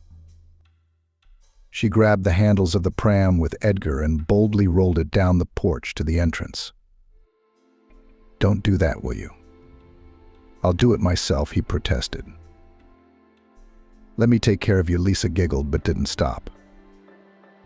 When the two of them went to wash their hands in the back of the house, Cassandra stopped Norman, who was late for the young people, at the threshold and whispered, "There's a flower in bloom."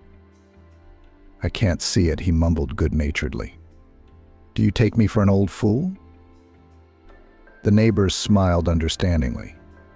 When the whole company was gathered round the table, the plates were already steaming, fresh with jam, homemade dumplings with garden cherries, strong tea and sour cream so thick that a spoon could stand in it. Under the table, Bill grumbled. The cat nosed on one lap or the other, begging for treats. In the end, Elizabeth quietly gave the mustached cat one dumpling. Bill instantly dragged his prey outside with a proud look. "Who is it that feeds the cat from the table?" Cassandra was outraged. "Cassandra, will you send them for a walk as punishment?" Grandpa Norman winked at his granddaughter. Elizabeth and Edgar looked at each other at the same time. "That's right," said the landlady. "The weather's nice, there's no need to sit around. Go and pick a bunch of flowers. The goose meadow has already appeared. There's a whole meadow behind the village by the pond, and there's a path for the pram, just enough for Edgar to get through." After the meal, Elizabeth and Edgar, sensing a trick, but not seeing it, were outside the gate of the house and moved leisurely along the path. "Can't you walk at all?" "I'm sorry, I shouldn't have asked that. It's inappropriate." "It's okay," Edgar answered very calmly. "The doctors say there's a chance, but I can't walk yet." At the same time, he remembered the tingling in his knees. He had recently started doing his own exercises, gymnastics, to restore sensation. "But sometimes apathy overcomes me and I want to give up and accept everything," he shared with the girl. "They say that human possibilities are limitless, and it's all about desire." Elizabeth looked at the sun and then at Edgar. "I'm studying marketing, but I want to work with people, with the masses. I feel a calling, but I don't know in what way." "That's great," Edgar complimented her. "In time, you'll realize where you're going. And you'll get back on your feet in time. I know you will." Elizabeth smiled and discreetly touched the man's shoulder. Edgar felt the warmth of her hand even through the thick sweatshirt. It remained there, even when the hand itself was gone. They talked and talked about plans and dreams, about the shortcomings of the student dormitories and strict teachers, about the countryside and the city, about the joys of being and imaginary problems. For the first time in many months after the accident, Edgar felt alive. If his legs would have obeyed, he would have run, spreading his arms out to the sides and putting his face to the wind. The pram hit a rock, rattling lightly. When the wheels shuddered, Elizabeth stopped. "Does it hurt?" "No," he looked up at her, bewildered by the sudden joy. "I think I can feel my leg." Her eyes widened, and she squatted down beside him. She grasped her leg just above the knee and pressed lightly. The skin responded to Edgar with a barely perceptible but uncomfortable, dull pain, as if through a pillow. Barely, but it echoed. Edgar grabbed Elizabeth's hand. "I can feel her," he whispered. "I can feel her exactly." Elizabeth jumped up and laughed, then threw her arms around Edgar, a tear running down his cheek, either from joy or happiness, or maybe both. Amanda was dozing in her chair with her headphones on. Michael was sitting next to her, looking at something on his laptop. Clouds flashed in the window. The plane was carrying them home from their holiday. Amanda was pleased, and mostly with herself. She had persuaded her lover abroad to buy some expensive gifts. The arguments were persuasive. "I really need it, and it will be more expensive at our place anyway."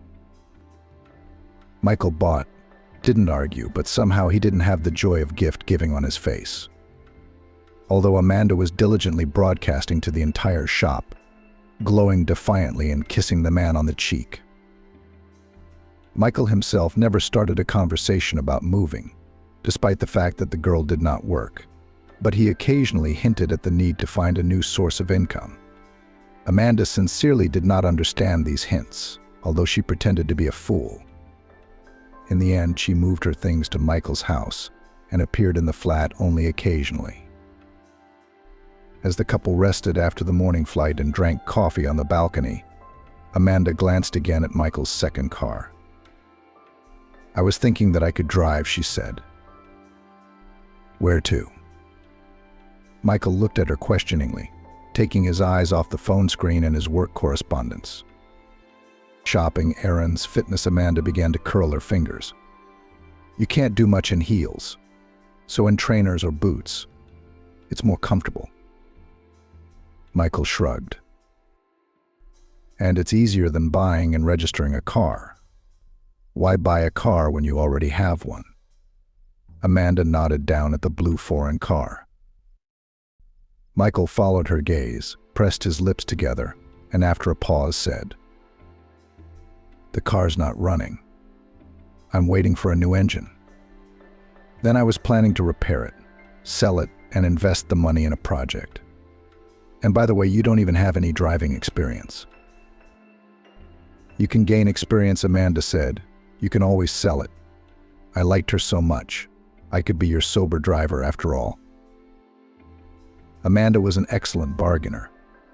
She'd learned while studying to be a translator that it was easier to ask for something than to make the effort and strain herself. And awkwardness could always be smoothed over with a woman's tricks. So Michael rubbed the bridge of his nose irritably with his fingers. "I don't drink, and even if I did, I could call a taxi. The car's not running, no one can drive it. When the right engine comes along, I'll order it. But until then, you'd better buy yourself a good pair of trainers," he said. The man stood up, took the mug with the rest of the coffee and went back to his room, signaling that the subject was closed. Amanda pouted resentfully. The recommendation seemed insulting to her, considering that pretty shoes and stiletto boots had helped her initially win her lover. She was not refused directly, but rather harshly. She remembered the patient, kind Edgar, who, though he couldn't give her a car, had never refused her other more modest gifts. A few days passed. Amanda decided to ignore Michael's refusal and try to talk about the car again later. She pretended to be a diligent housewife, cooked a nice dinner, bought some good wine. The evening passed in a cozy atmosphere. Until Michael suggested watching a new film that showed the serene life of a family with 2 children. The father was playing frisbee with his son. The mother was teaching her daughter to play the piano. A golden retriever snoozed on the mat. "I always wanted a big family," Michael said suddenly. "A son and a daughter. I even started this business so that the children would have enough to live on and not need anything." Amanda, who was lying on his lap, was slightly shaken, but she did not show it. So there it was, the perfect image of a spouse for Michael, whom he would agree to provide for without question, an educated, working mom. No, she's not going to be that. Wasting her youth and beauty on children, when there are so many countries, so many cool leisure options and ways to improve yourself. "I feel sick," Amanda said, jumping up and going into the kitchen. Suddenly, she had an amazing idea on how to get all the benefits of a lover without cheating on herself. She opened a bottle of mineral water, poured the falling liquid into a glass and drank contentedly. The plan was simple and ingenious. Elizabeth would only come to the village on weekends. For the rest of the time, she had to attend classes.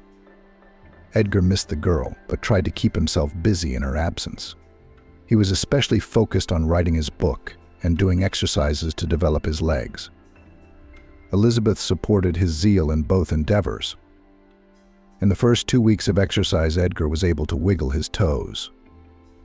In another week, he was able to slightly tilt his foot and tense his lower leg. With each new accomplishment, it was as if the motivation and strength for life was returning. May came. Birds sang, tulips, bushes, greenery, and fresh leaves bloomed. Cassandra was digging in the flower bed.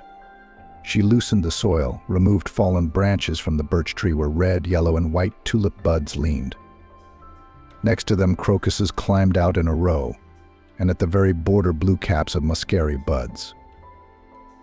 Bill was hanging around. The cat galloped around with his tail between his legs, jumped on the brick walls, hunted for soldier beetles that flew out from under the slate. Edgar sat in the pram by the porch, his eyelids closed, basking in the sun. Suddenly, someone's hands were on his eyelids. "What's the matter?" He stretched out, more amused than annoyed. "Elizabeth, did you think I wouldn't recognize you?" There was a giggle, and then Cassandra's chuckles. "I'm sneaking around like a gorilla." And he's like, "What's the big deal?" Elizabeth indignantly started tickling Edgar's ribs. He laughed immediately, shaking off the remnants of slumber. Cassandra laughed as well, watching the children fool around. When the fun subsided, they went inside to eat cold okroshka and drink dried fruit compote. At the table, Edgar discreetly put his hand on Elizabeth's arm. When his mother was at the cooker, pouring the compote, Elizabeth looked at him embarrassed, but did not remove her hand. Instead, she stroked his little finger with her thumb. It was a strange embarrassment to her normally perky nature. Edgar himself felt like a teenager, as if he were back at the institute and timidly seeking first dates with pretty female classmates. Cassandra saw what was going on at the table out of the corner of her eye, but she didn't let it show. Instead, she thought of something urgent to do outside, grabbed her head, and dashed out of the kitchen. "Elizabeth, I have to talk to you." Edgar began when he realized they were alone.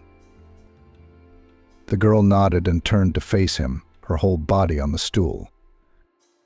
"About what?" "About what's going on between us." Edgar sighed and took her hand again. "I like you a lot. I realize that we're not just friends anymore. You've become important to me, and you're helping me not to give up.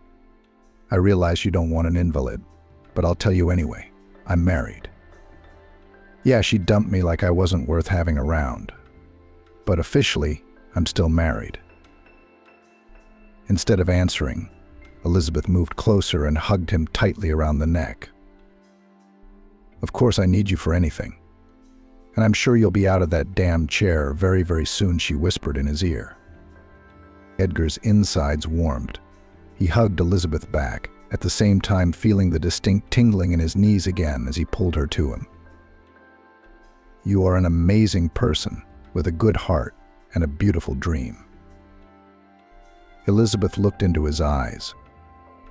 "And I care first and foremost about how you feel, not what the papers say." The man smiled and hugged the girl again. "Let's get you back on your feet already." Elizabeth kissed him on the cheek. "Everything will work itself out from here."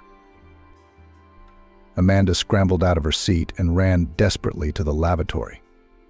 Under Michael's surprised gaze, they had just sat down to breakfast Saturday morning.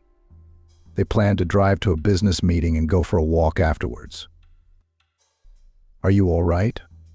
Michael knocked excitedly on the bathroom door. "Yeah, just dizzy all of a sudden with nausea," Amanda replied, carefully mimicking the appropriate sounds.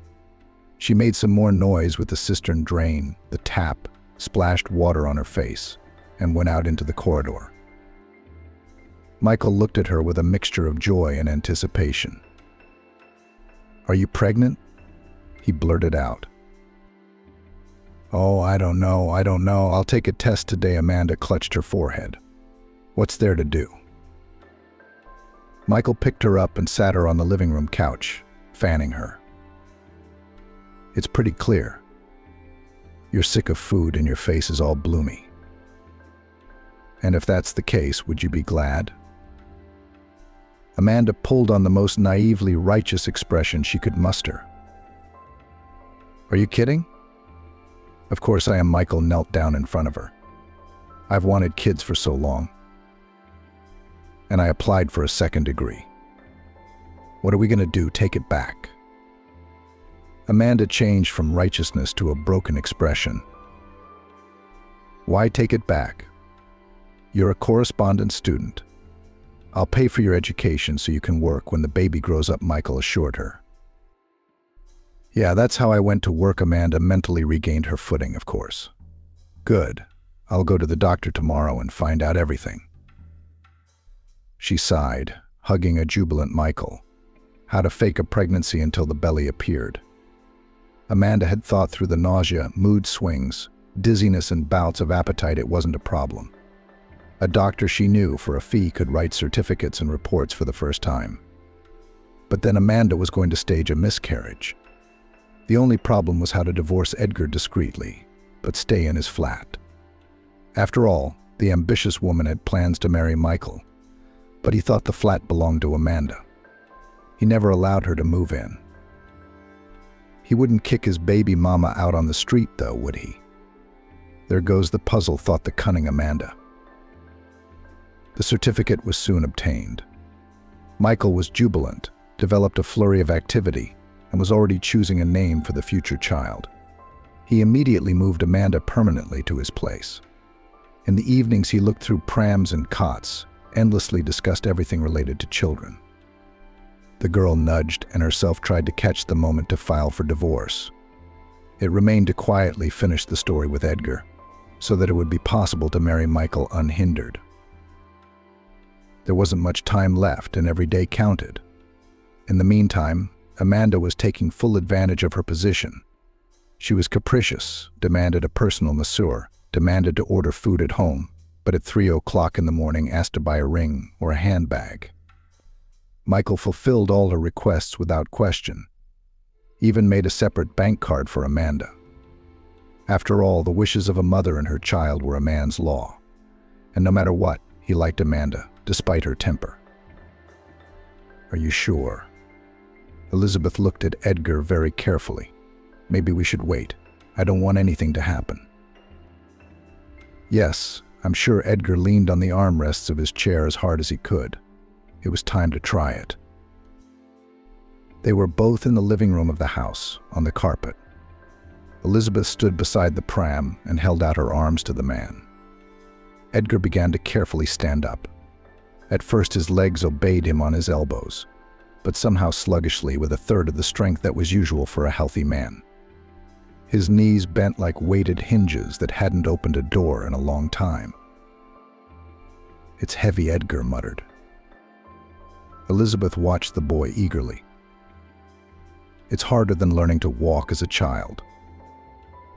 He put one foot down on the floor first, felt the shaggy pile of the carpet as if through a pillow. Then he put the other foot down. He had to make up his mind and let go of the armrests of the pram. Doubt overwhelmed the mind. Edgar closed his eyes and remembered his first paragliding flight. An eagle around the clouds that hugged the slopes affectionately, overgrown with pines, fir trees. He shivered at the long-forgotten sensations. He felt Elizabeth's support and tried to take a step. His leg felt like a stranger's, stricken with a cramp, but nevertheless he moved slowly forward. A movement, a step through the force, another step. His back was remembering what it was like to be straight. Edgar looked at his legs, scarred from his many extreme activities, and it was as if he was reliving them all a second time, standing here on the soft carpet in his own home. The man managed to take a dozen feeble steps with Elizabeth's encouragement and, tired, sat back in his chair. "You're doing an incredible job," the girl hugged him. "Let's go to the doctor. Let them record your progress. Maybe he will give some recommendations to make the process go faster." "That's a good idea.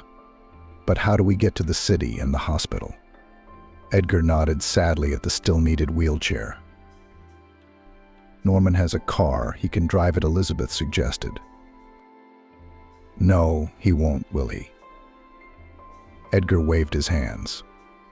Norman has already done so much for me. I can't. My conscience won't allow it. Oh, stop it, Elizabeth threw at him. That grandfather doesn't understand anything. Yeah, he's old and clueless. Edgar was embarrassed. But only if he agrees, don't insist. He grabbed the palm of Elizabeth's hand, who was about to go to the grandfather. The old Jigalanok drove measuredly over the bumps of the village road. Norman spun the steering wheel and talked about the years of dashing youth and work in the collective farm. Edgar sat in the back seat, holding a folder with his documents. The pram rode in the back in the boot. Elizabeth chortled in the front passenger seat as she listened to her grandfather's stories. It all happened simply, quickly, and completely easy. She asked for it and they drove. At least Edgar had time to call the hospital and find out if the surgeon would see him today. Well, my dear fellow, you know how to surprise me. The doctor raved about Edgar after the examination. At this rate, in 6 months you will be able to run. Really? Elizabeth, who was also present in the room, couldn't resist asking. Of course, this is the first time I've seen patients recover so quickly from such injuries. It's a miracle. Although in scientific circles they don't say so, the doctor pointed at Edgar's medical records, then at his legs. Keep up the exercises. Work on regaining mobility in all parts of his legs. I recommend that you try walking with support. Edgar drove back almost elated. He was confident that very soon he would be able to walk again, but also to fly. It was in this mood that the man received a sudden phone call. Edgar. Hi, Amanda's voice came through the receiver. I won't be long. Can you talk? Hi. What's wrong? A lump rose in his chest, and with it came the memories that had almost stopped bothering him. I filed for divorce, Amanda informed him briefly. I don't think I need to explain why or why not. You're a big, smart boy. You'll figure it out. Yes, I will, he confirmed his ex-wife's words. Good. I hope they do it quickly. I'll be out of the flat in a couple of weeks. Amanda hung up after that. Elizabeth heard the conversation, unlike Edgar. It's for the best. Don't be upset, she turned to Edgar and whispered. You said yourself that she was just a formality. You're right, the man nodded. Still, I loved this man once. The key word is once upon a time. Amanda tapped her fingers contentedly on the arm of the chair. Everything was going according to plan. Edgar had agreed to the divorce, even though he didn't have much of a choice. Michael adored her. The pregnancy legend was confirmed by a certificate. A personal bank card with enough money for every whim at any time of day. Awesome. What more could one want? Amanda felt like a queen, with everyone she'd used in her pursuit of the perfect life dancing in formation in front of her. So what do we have left? Staring pensively at the ceiling, she popped a cherry from the platter on the table. A car and an official marriage, she said to herself, spitting out the pit of the fruit. That's what we'll do tonight. In the evening, when Michael returned home, the first thing he did was to hug Amanda and stroke her belly. The girl was waiting for him. She fed her lover a delicious dinner, poured him wine, and gave him a massage. When Michael relaxed, Amanda went on the attack. Michael, I really want the baby to be born in a legal marriage. I grew up in a full family myself, and I think fatherlessness is unacceptable. I agree too, the man nodded. I wanted to discuss this issue too. Amanda stood waiting, like a hound waiting for the command to hunt down a bird for its master. Instead of answering, Michael reached into the pocket of his briefcase, pulled out a box, and placed it in Amanda's hands. I wanted to make it pretty, but since we're talking, why not? Michael pulled his lover to him, kissing her forehead. I agree. Amanda threw her arms around Michael, admiring the size of the stone in the ring. They decided to get married in 3 months. By the time of the wedding, Amanda had already planned to get rid of her ex-husband. After the ceremony and banquet, a week would pass and she would induce a miscarriage. The trap should slam shut in time and securely. I'll have to put on a few kilos for the good life, the girl smirked, mentally continuing to listen to Michael's musings about the wedding.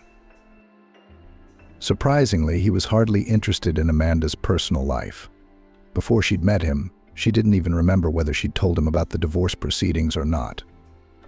Apparently, nonsense like an ex-husband was so insignificant to Michael that he preferred not to spend any time or attention on it. Amanda realized it was time to push harder. Michael, when my belly grows big, it will be hard for me to go to the hospital and to do things. She put her head on her lover's chest. Maybe you'll think about a car. And so I would take a couple of lessons with an instructor to refresh my knowledge in my head. What do you say? Of course, Amanda was lying. She didn't have anything to refresh her mind, because she'd got her license through a big acquaintance and obviously not for free. The young lady was not intimidated by the road, the police, or other drivers. The prestige of owning her own foreign car blinded her eyes. Maybe your words make sense? Michael wondered. He put his hands behind his head and wrinkled his forehead. Amanda held her breath and looked up from under her lashes. All right, he finally announced his decision. Only we're going to do things differently. I'll sell this car and buy you something more feminine, okay? Sure, thanks, honey. Amanda squealed in pleasure and started hugging Michael again, wondering if she should buy a new watch or bracelet in honor of such important events as marriage and the car. You should go into town and get that tramp stuff out of the flat. Cassandra put a plate of hot soup in front of her son. You've been divorced for a fortnight and you still haven't. Outside, the window smelled of lilacs. June was buzzing with young grass and summer rains. The sun was lavishing light on the land. Mum, I'm not quite confident enough to drive myself yet, Edgar replied, opening a jar of sour cream. Over the past month, the man had made noticeable progress in regaining his legs. He could get up and sit down with support, could walk slowly around the house with crutches, walked along the wall without support, and tried to keep his back straight. Could you ask Elizabeth? She goes into town every Monday anyway, if she could help you, the woman advised, sitting down across from him at the table. I don't feel comfortable. She's already here with me all the time, like a carer, Edgar mumbled. Cassandra put her hand on his palm. Son, this girl loves you. Unlike the city girls, you don't blow it. Such girls are worth their weight in gold. The boy looked at his mother in agreement. Edgar realized that everything had been clear between him and Elizabeth for a long time. So why did he hesitate and wait for something? Maybe the proverbial pram was still preventing him from stepping forward, even mentally. Many people have a bad first pancake, but that doesn't mean you can't try again. His mother walked round the table, stroked the back of his head, and went out into the room. Edgar ate his soup, then pulled out his phone and dialed Elizabeth's number. Hi, I was wondering if you'd go into town with me any day soon and check out the flat. The guy spoke, nervously twirling his spoon. For some reason, every interaction with Elizabeth gave him a pleasant shiver. Edgar was shy, lost, everything fell out of his hands, words were confused. He couldn't remember anything like this with any of his girlfriends. Did it mean what his mother was implying? Edgar didn't know. But each time Edgar waited for Elizabeth to come home from school more and more, and the joy of seeing her was brighter and brighter. Sure, let's go, the girl agreed. Are you sure you can manage without the pram? I have to, Edgar assured her. Good, Elizabeth's voice warmed. Then be ready on Saturday. I'm looking forward to it. Edgar pressed the button too soon, and he wanted to add kisses. But again, that childish embarrassment ruined it. How surprised he'd be to find Elizabeth feeling the same way, standing in the middle of the institute with a phone in her hand. "I skipped the lab so I could come with you," Elizabeth blurted out when they were already on the train. Edgar looked at her in surprise. He had decided for the first time not to take the wheelchair with him and to use only crutches. "Why?"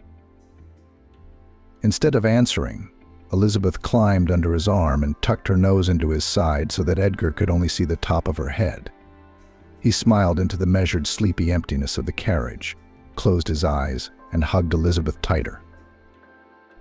The flat Edgar hadn't been to in almost 6 months echoed with the familiar turn of the key and the smell. The man breathed it in, standing on the threshold as if hesitant to enter. The smell reminded him again of times of traveling and flying.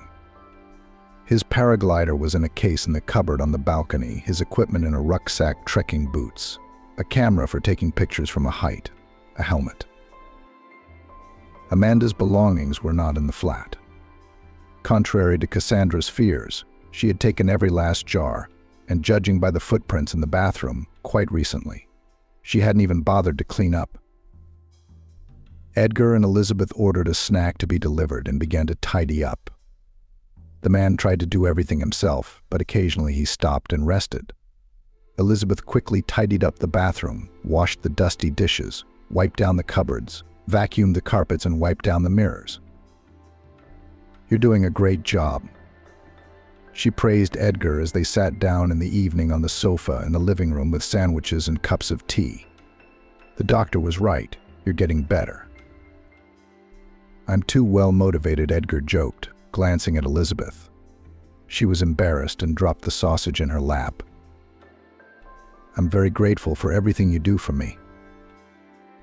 Edgar took a piece from his sandwich and transferred it to the girl's sandwich. "But I am very much attracted to the sky. I want to fly again and do what I love to do. I just don't know how." Edgar frowned. "Aren't you afraid of hurting your back again?" Elizabeth wrinkled her forehead too. She knew what had happened to Edgar's partner and their plane. "Honestly, I'd go through it all again." Edgar looked at her defiantly. "Why?" Elizabeth bowed her head, perplexed. "To meet you again." Edgar leaned down, quickly pulled the girl to him and kissed her. Amanda hurriedly paced across the bridge to the cafe for lunch with her friend. They had just toured a dozen bridal salons looking for a dress for her and her bridesmaids.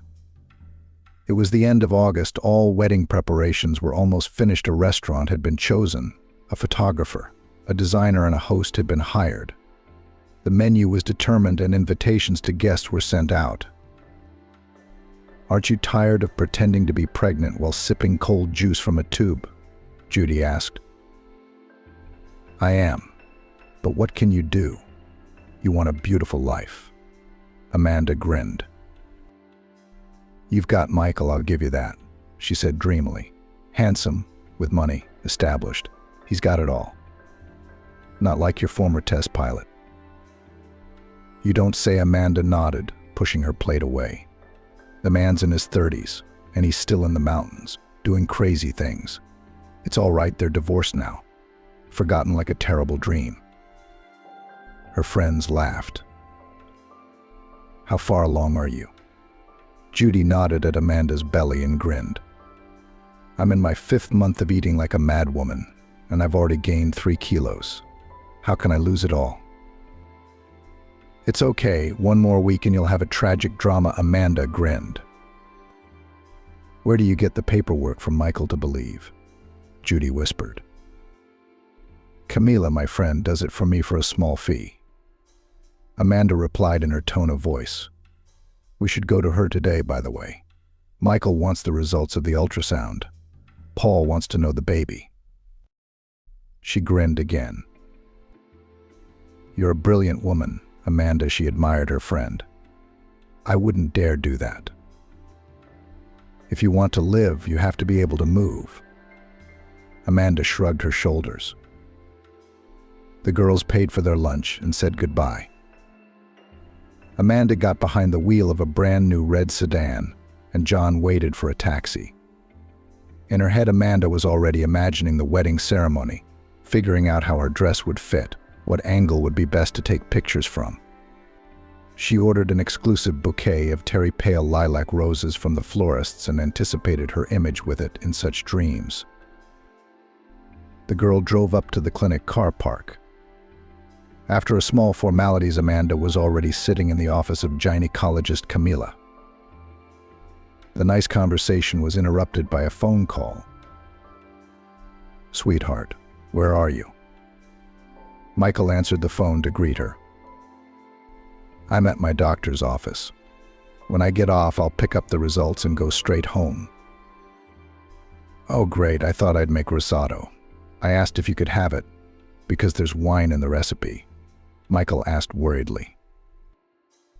"Okay, I'll be sure to ask." Amanda jabbed her finger at the screen without looking and slipped her smartphone into her purse. "He's worried about my pregnancy." She wrinkled her nose and made an inverted comma in the air with her fingers. "Well, what about you?" Camila nodded at the memo for expectant mothers on the office wall. "You could really get pregnant. You're already at the right age. And you have a reliable man. As they say, they would have hired a nanny, and you have a child and a status. And you're not poor. What's wrong with that?" Amanda wrinkled her nose as if she'd taken a bite out of an unripe persimmon. "Are you kidding me? I'm already thinking, how do I lose weight? And if the belly button did grow, there'd be stretch marks, swelling, and a C-section. God forbid. Maybe someday, but definitely not now." "It's up to you, but I would not refuse such prospects," Camila grinned. "So what do you need?" "An ultrasound at 16 weeks. I'll look it up. Who I've had recently with the same dates." She sat down at the machine, then back at the computer, and began to look for suitable data. A couple of manipulations to change the date and last name. Soon the required documents were lying in front of Amanda. The girl gratefully slipped them into her bag and moved an envelope to Camila. "Have you decided what to wear to the wedding?" she asked. "Yes, I've looked at a couple of options," the doctor replied. "We were discussing your photos." General laughter resounded in the office. Amanda drove home in high spirits. She picked up the wedding glasses from the salon, packed them carefully in a box, and was pulling into the car park of Michael's house by 7 p.m. "That's odd. I thought he wanted to make risotto." Amanda turned up her nose, kicking off her shoes in the hallway. The house smelled ordinary instead of Italian. And it was too quiet, no sound of rattling pots, no clatter of knives from the kitchen. The girl went into the hall and saw Michael sitting in the armchair. "Did you decide to order food from the restaurant?" Amanda tried to joke. Michael looked at her glumly. "Give me the car keys." "Why?" Amanda raised an eyebrow in bewilderment. Michael sucked in air through his nose, exhaled. "You're going to give me the car keys, then you're going to go to the first floor. Gather all your things, call a taxi, and get the hell out of my life." His voice rumbled so loudly that it echoed in every corner of the house. Amanda squirmed cowardly, her eyes watering. She tried to open her mouth. "Michael, what's wrong?" The man stood up and roughly snatched the keys from her, his hands shaking. "And tell your doctor I'll make sure she's not allowed to practice medicine. Or better yet, sue her," Michael said coldly, looking her in the eye. Amanda collapsed onto the carpet between the chairs. Her ears rang in her ears as reality rained down on her unprotected skin, burning her with the pain of hot needles. Michael squatted down beside her, took her chin, and turned her to face him. "Were you trying to get a warm place for yourself at my expense? I had the wrong time and made the wrong call." "Yay. How embarrassing. It was so stupid to think of it," he said with a sneer. Amanda burst into tears of shame. But Michael didn't care anymore. She remembered that night like a blur. She stuffed her things into suitcases and bags in 15 minutes, not even trying to apologize, even though it was pointless. Offended Michael, the director of the real estate agency, made caustic jokes about her, and then he poured himself a glass of wine and drank in silence, watching her ex-lover Amanda frantically packing her belongings. Before he left, he took away all her expensive gifts, watches, jewelry, branded items. Amanda walked out of the gate with exactly the same set of things she'd come here with a few months ago. "So are you ready?" Elizabeth stood in front of Edgar and held his hands tightly. "Ready, my captain," the man mockingly put a hand to his helmeted head.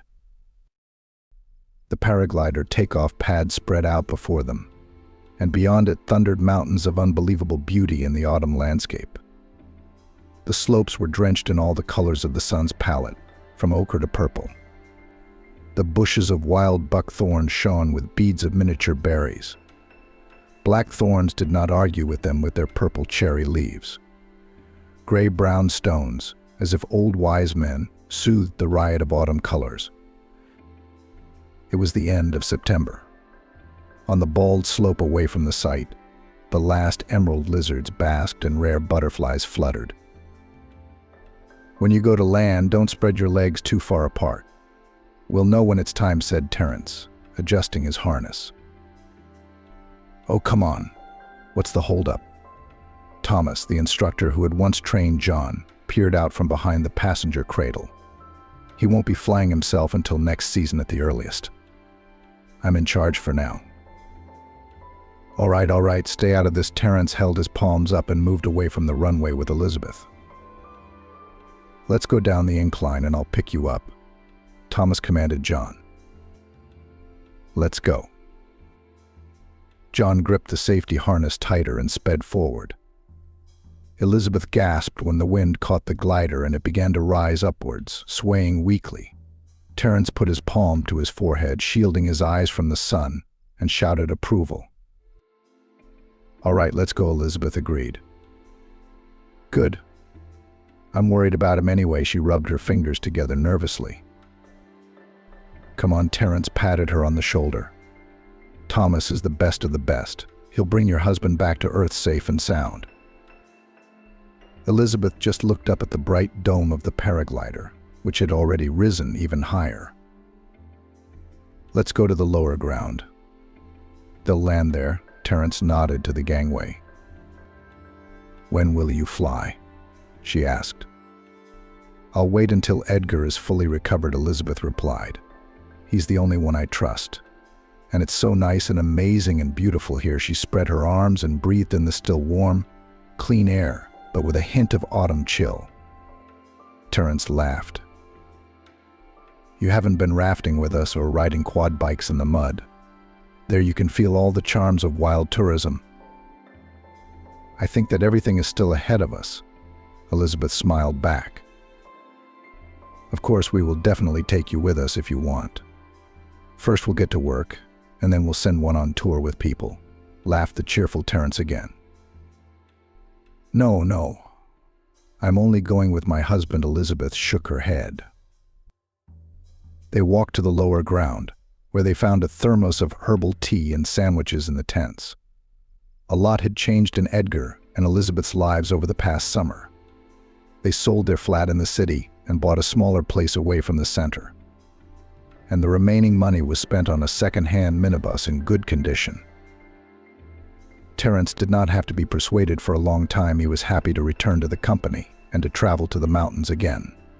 He only demanded a good insurance policy in case of unforeseen circumstances.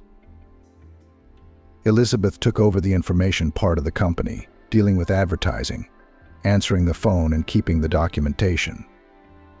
Edgar was not yet able to fly as an instructor. He had not yet fully recovered from his injury. But he was happy to tell tourists about the coolest places to visit, gave a copy of his book with an autograph to the most curious.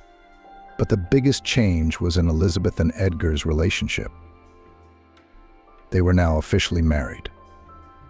There was no lavish wedding, no expensive gifts, no typical wedding dress. The newlyweds signed, sat with their loved ones, and drove off to the mountains that same evening.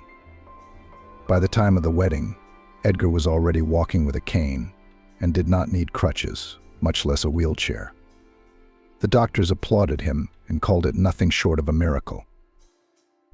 "It's so good to be here again, and to have everything back to the way it was." Terence stretched noisily with a satisfied face. Almost the same old Elizabeth corrected him.